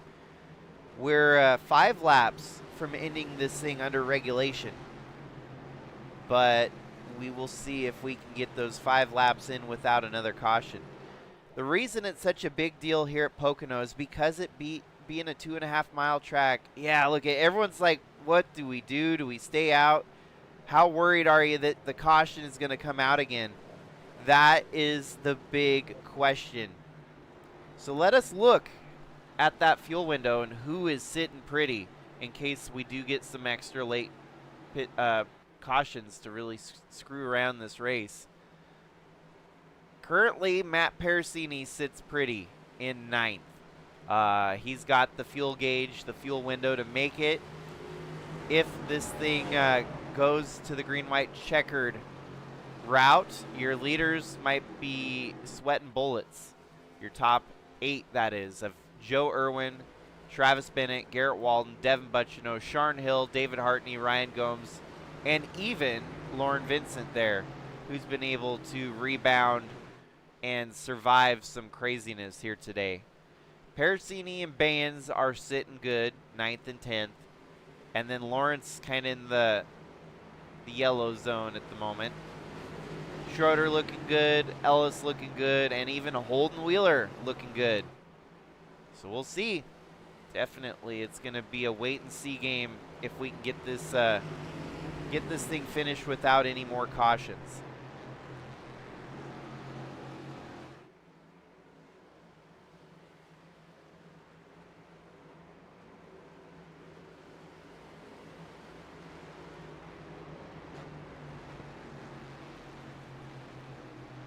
But yeah, that's why it's such a high topic here tonight. Is 2.5 miles is tough to save fuel.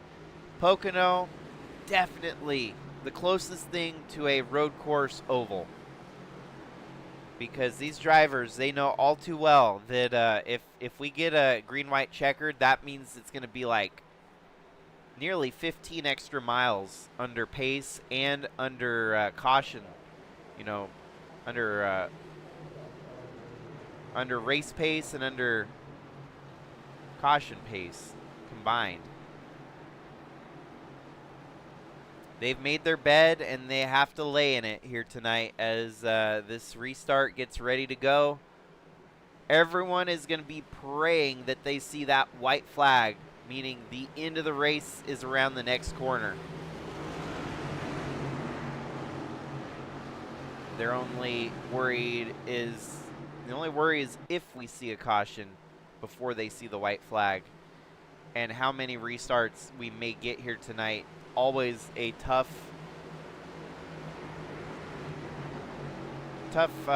concept to gauge here at Pocono.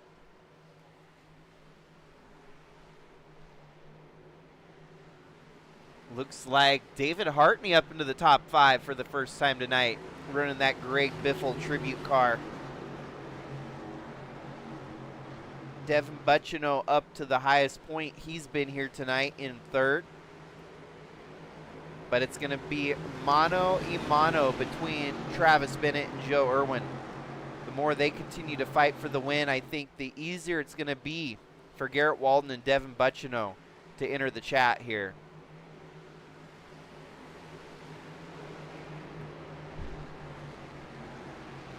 Lights are off on the pace truck.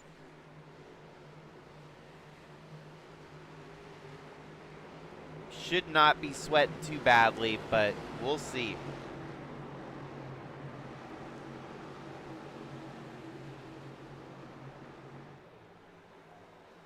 Matt Parasini trying to recover. He's up into the top 10 here tonight. Holden Wheeler back up to 13. We're back and rolling here. 3 wide for the lead, maybe. They are freight trading around the outside. Bennett did not get a good start there at all. As they're 3 wide now for second. Here comes David Hartney on the high side there of Bennett going around for 4th.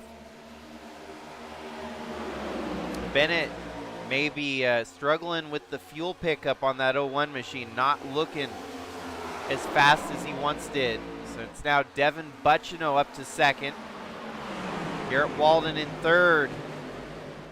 And all they got to do is survive another caution. They can't see the caution, that is.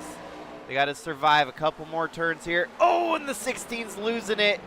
Is he going to pick it up? Is he going to correct it in time? He does. Somehow he manages to save it. That was the big save that has given him the white flag. 1 more lap to go. Devin Butchino in a distant 2nd now with Garrett Walden in 3rd.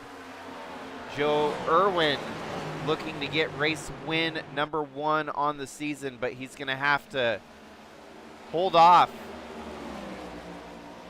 from making any late race mistakes here. It doesn't look like the 68's closing that gap. Quite the contrary. Garrett Walden makes a move on the 68 machine here. The 03 of Irwin, that gap shrinking a little bit, but I think he's just safetying up, trying to coast and save a little bit to do some burnouts here at the end of the night. Rolling around turn 3 for the last time here tonight. He's going to roll down the front stretch with the race win here tonight at the Long Pond. 188, your winner, the 03 of Joe Irwin. From West Virginia, Hurricane. West Virginia. 2nd place, Garrett Walden and Devin Butchino with the podium finish here tonight.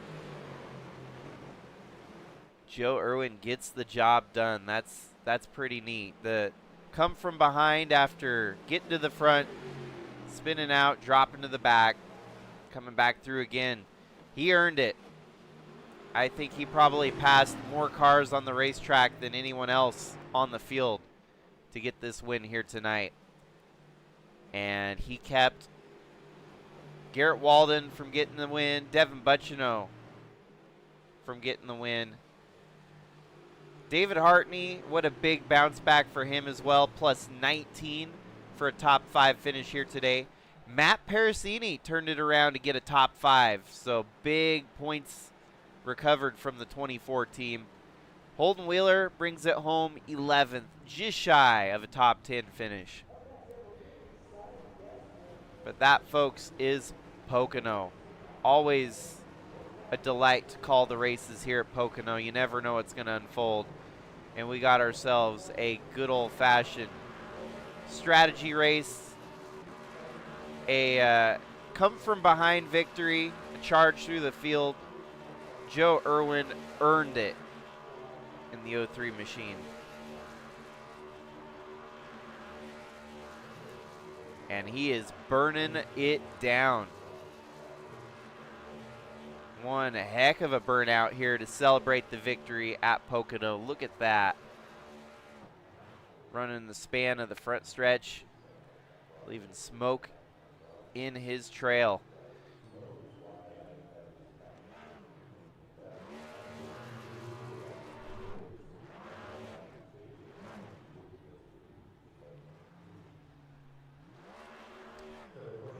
Well, with that, let us go ahead and take a glance at our finishing results here tonight from the Long Pond 188. So we'll start from the bottom and work our way up.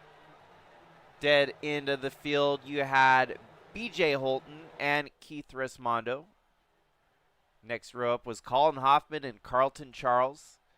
Each of them retired from the race early. Brandon Anderson out, and Vince Brent also kind of recovered and tried to get some extra points there, but 23 laps down by the end of the night. Warren Keith, what a heartbreak, man. Had a good car, had a shot to win it, but unfortunately every time he got to the front, something went terribly wrong. So 20th for Warren Keith. Josh Hall with the 19th. Christopher Bishop only 2 laps down in 18th. And then your top 17 all finished on the lead lap. You had David Henley, Cale Thorpe, AJ Evangelista, Michael Lawrence, Phil Ellis Jr., Matt Baines, and Holden Wheeler. Then your top 10 looked a little bit something like this, as 10th place was Craig Schroeder. Lauren Vincent with another top 10 run, stellar performance from the underdog there. Ryan Gomes in 8th, Sharn Hill in 7th, followed by Travis Bennett, just able to close it out with the top 10 in 6th.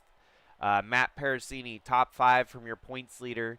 David Hartney with a big resurgence there at the end to bring it home 4th. And then we'll go ahead and interview our podium drivers here tonight.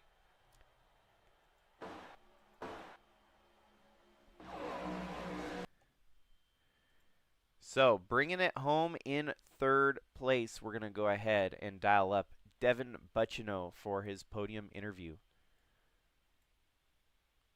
Devin, this is Jacob in the booth. Do you copy? I do, brother. I do. Glad to talk to you. Didn't think I'd be talking to you tonight, that's for sure. Well, that's awesome, man. It was a crazy strategy race. There was a lot unfolding here tonight. I don't know if you were worried about fuel if things went to overtime. Where were you at in that last restart? Kind of trying to figure out whether to pit or stay out. Track position's obviously key, and it's never easy to predict when a caution's going to come out. So, what was that last restart like? Yeah, just couldn't have gotten a better restart. Just pushing Joe, and then took us a little too long to clear Walden there. We did it in 2, which was terrifying on the outside. But yeah, we were good on fuel. We were just saving it. We were keeping it in 5th on all the caution laps and stuff. And I think we were 5 or 6 to the good. I could be wrong, but yeah, just happy to see the front. I mean, I think we had an okay car. We made terrible in practice, terrible in qualifying. But I feel like I had a bullseye in the back of my car today and just couldn't ever get in a rhythm, it felt like. So yeah, to just save a 3rd place day after getting no stage points, it's going to go a long way this season, especially with the chase. Yeah, definitely. He came up plus 15 to the good from qualifying here tonight, so a big bounce back from qualifying. Pocono, definitely a tough track to figure out sometimes. It's one of those driver tracks for sure, and I'm never really good when I hop in the sims at Pocono, but I love watching the races at Pocono because they're so unpredictable. Uh, where else do you have kind of circled on the calendar going forward here that are some of your favorite tracks in the next 5 races? Well, being gone for as long as I was, I mean, this is my first full time season since nine, I think it was. Last week was my circle track, Kansas, and there's been so many changes to these cars since I've been gone. And Kansas, was able to drive to the front, lead laps organically, and we finished second in the stage, second in the race, and then going forward, okay at road courses. We've had success in this car. We've got a couple wins at Dover, Talladega. Just flip a coin if you make it to the end or not. And then Charlotte. I'm a big sucker for the mile and a halves. That's been definitely my most successful style track for sure. So I'd have to say, Dover. We've had good success at. We were able to. That was the last one we got. Was back in season 10, I think, at Dover. And then Charlotte. Just I think we showed what we have at the mile and a half with Kansas. We just have to carry that over, and then a lot of people's playoffs or sorry postseasons are going to be made or broken here at the Roval and Wilkesboro back to back. You gotta get points. You gotta even if it's a stage point, so you can bail yourself out of something that happens later in the race. Just have to maximize points, and turning a couple wreck stage one and no stage points into a P3 finish. That's what we did tonight, thankfully. Well, I feel like you're proving that momentum is a huge factor here with 2 back-to-back podium finishes and whatnot. How about for friends, family, and sponsors who you want to thank here tonight got you this point? Yeah, I just want to thank you, brother, for putting this on for us, for taking your time out of your night to do this for us once a week. We really appreciate it. I want to thank Josh's Handy Layers for being on the car. We put up a better showing than we did with with them at Michigan. So Josh has always supported the Dev Sports Card paint scheme. So we're flipping primaries back and forth this season. I'm having a fun time doing that. So thank you for them for being on board. New craft fine jewelry and design, Dev Sports Cards, like I mentioned, levelupsubs.com to grade your sports cards, TCG cards, whatever it may be. Then all my friends, family, my girlfriend for letting me do this, for being supportive on it. All my friends that tune in, and just everyone that makes this league what it is. We had some really good racing there at the end, and hopefully we just keep getting more of that, man. Heck yeah, keep it up, my dude, and we'll see you in the next race. Have a great night. Yeah, you too, brother. Appreciate it.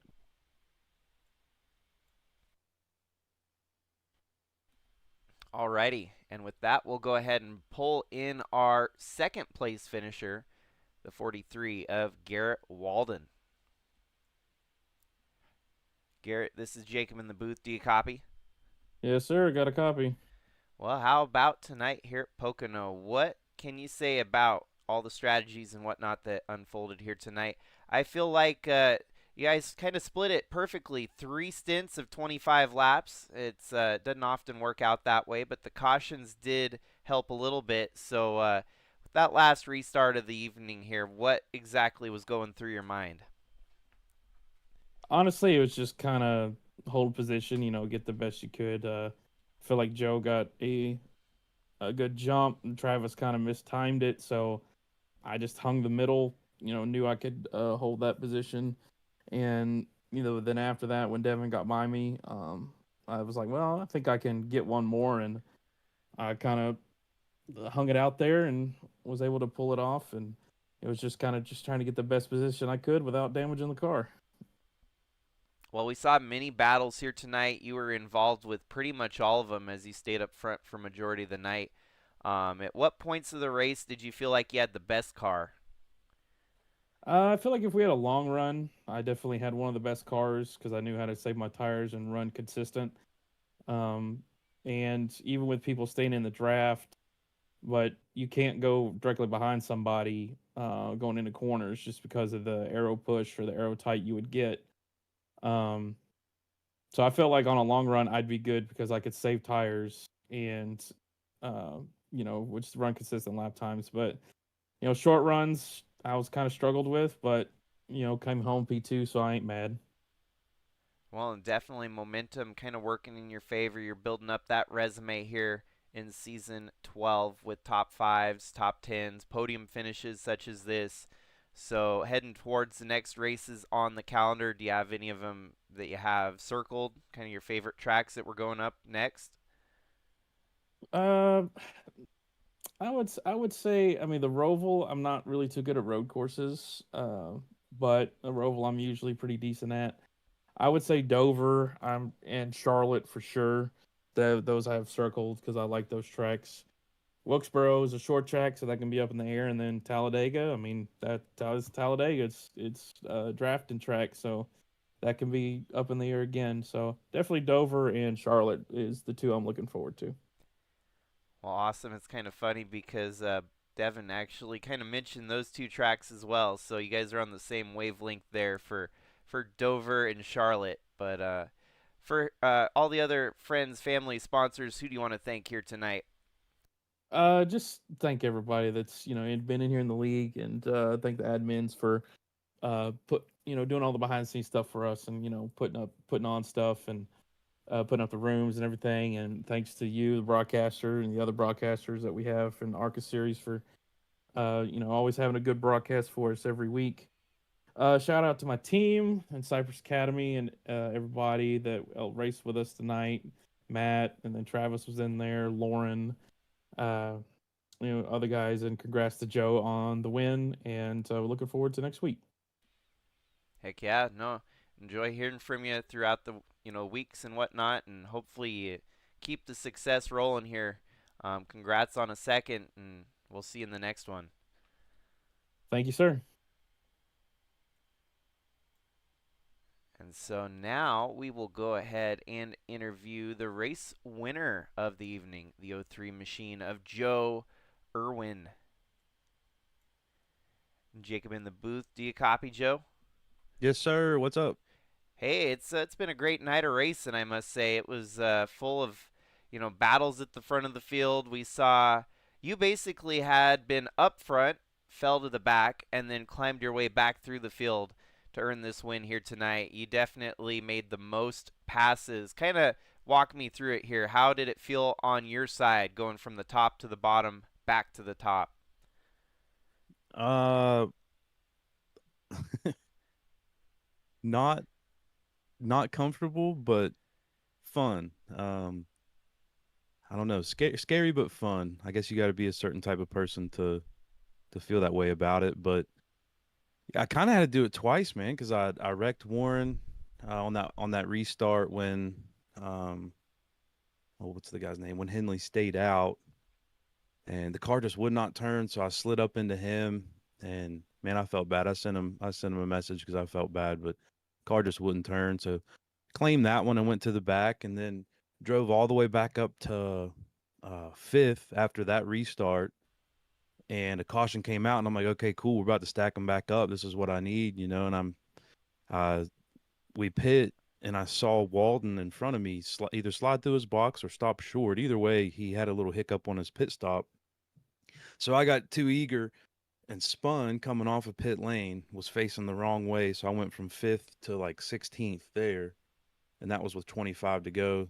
So I'm like, well, that's that. So had to try to make my way back up, and from there, I think I just got lucky with a couple cautions. Poor Warren, man, he had a really fast car. I mean, obviously he qualified on pole and ran up front a lot till I wrecked him, and then, like I said, poor Warren, he got wrecked again.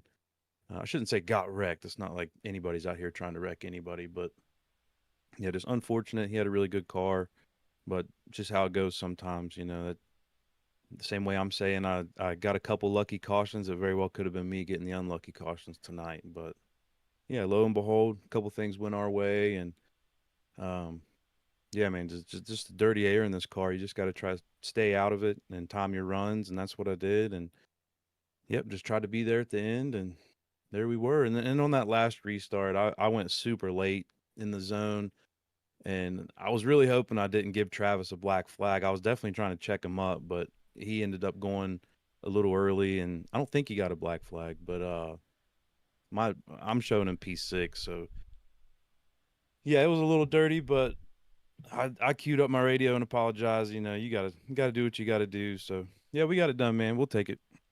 Well, yeah, no, it's probably the wildest post race winner interview I've heard yet, because it's like, yeah, no, you kind of explained it right down to the T on what I was watching, and yeah, it was up and down all around. Kind of the tale of two different three cars here, the '03 and the 3. Warren Keith, man, it was Heartbreak City, and it could have been Heartbreak City all day, but you just kind of persevered and, fighting back the way you know how to. I mean, it may not be the most traditional way, but still gets the job done.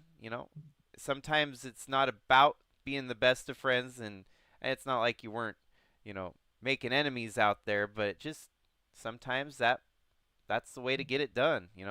If I Yep. think Tony Stewart's the one that said he's like, I'd wreck my grandma out there to win a race, and Yeah, yeah. I that's remember that. the way you got to race sometimes. I mean, you got to kind of assert your position, and then you got to back it up with the abilities as well. So I feel like that kind of the full package deal here tonight came together to get this win. Um, but apart We from needed it, man.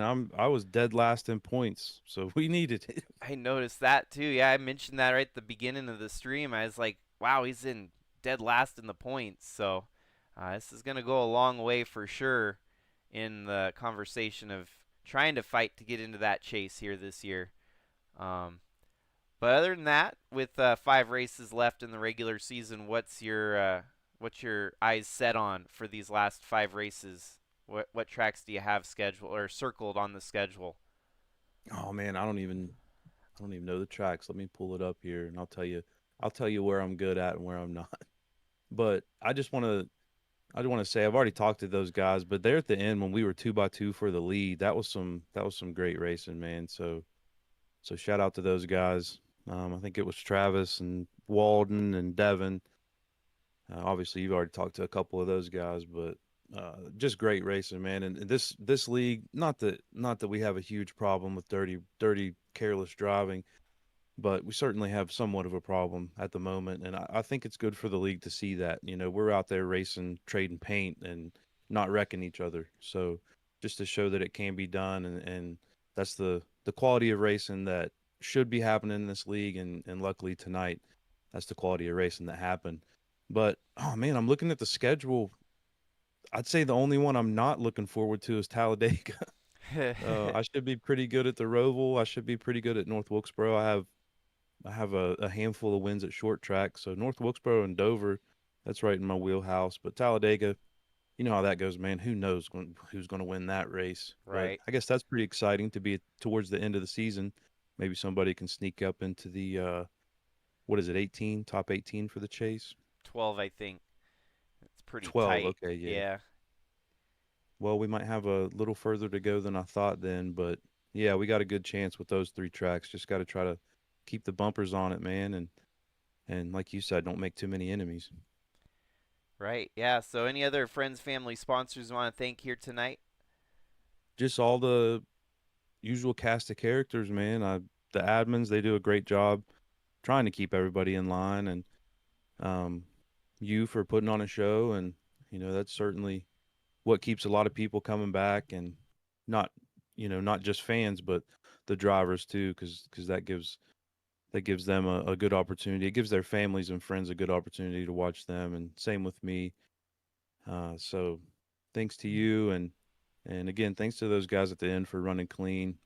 And yeah, man, rest in peace to Tammy, who the season is who the series is named after. I think we're all out here for a good cause, and yeah, Yeah, you couldn't have summed it up any better. Congratulations yet again on the win. Enjoy this one, and hopefully we can hear from you again in the next couple weeks. yep, fingers crossed, brother. Good to talk to you, and hopefully we'll be talking again soon. Heck yeah, have a great night. You too, man. And that, folks, is a wrap here tonight from Pocono. The Long Pond 188. We were full of it all here tonight. Some chaos, some great racing, and by the end of it, a 5th different winner in our first 5 races of 2026 season 12. So the Dev Sports Cards Tammy Butchino Memorial Cup Series, halfway through the regular season. 5 more races, and we're going to figure out who's locked into the chase. It's getting exciting, folks. We got that. The points are constantly updated week in, week out, so we'll know who is in and who is out when the time comes. But with that, I would love to appreciate and thank everyone for your support for Intensity Broadcasting, for the SCSRA Cup Series, and all the partners involved. So thanks again, everyone. Hopefully enjoyed the broadcast.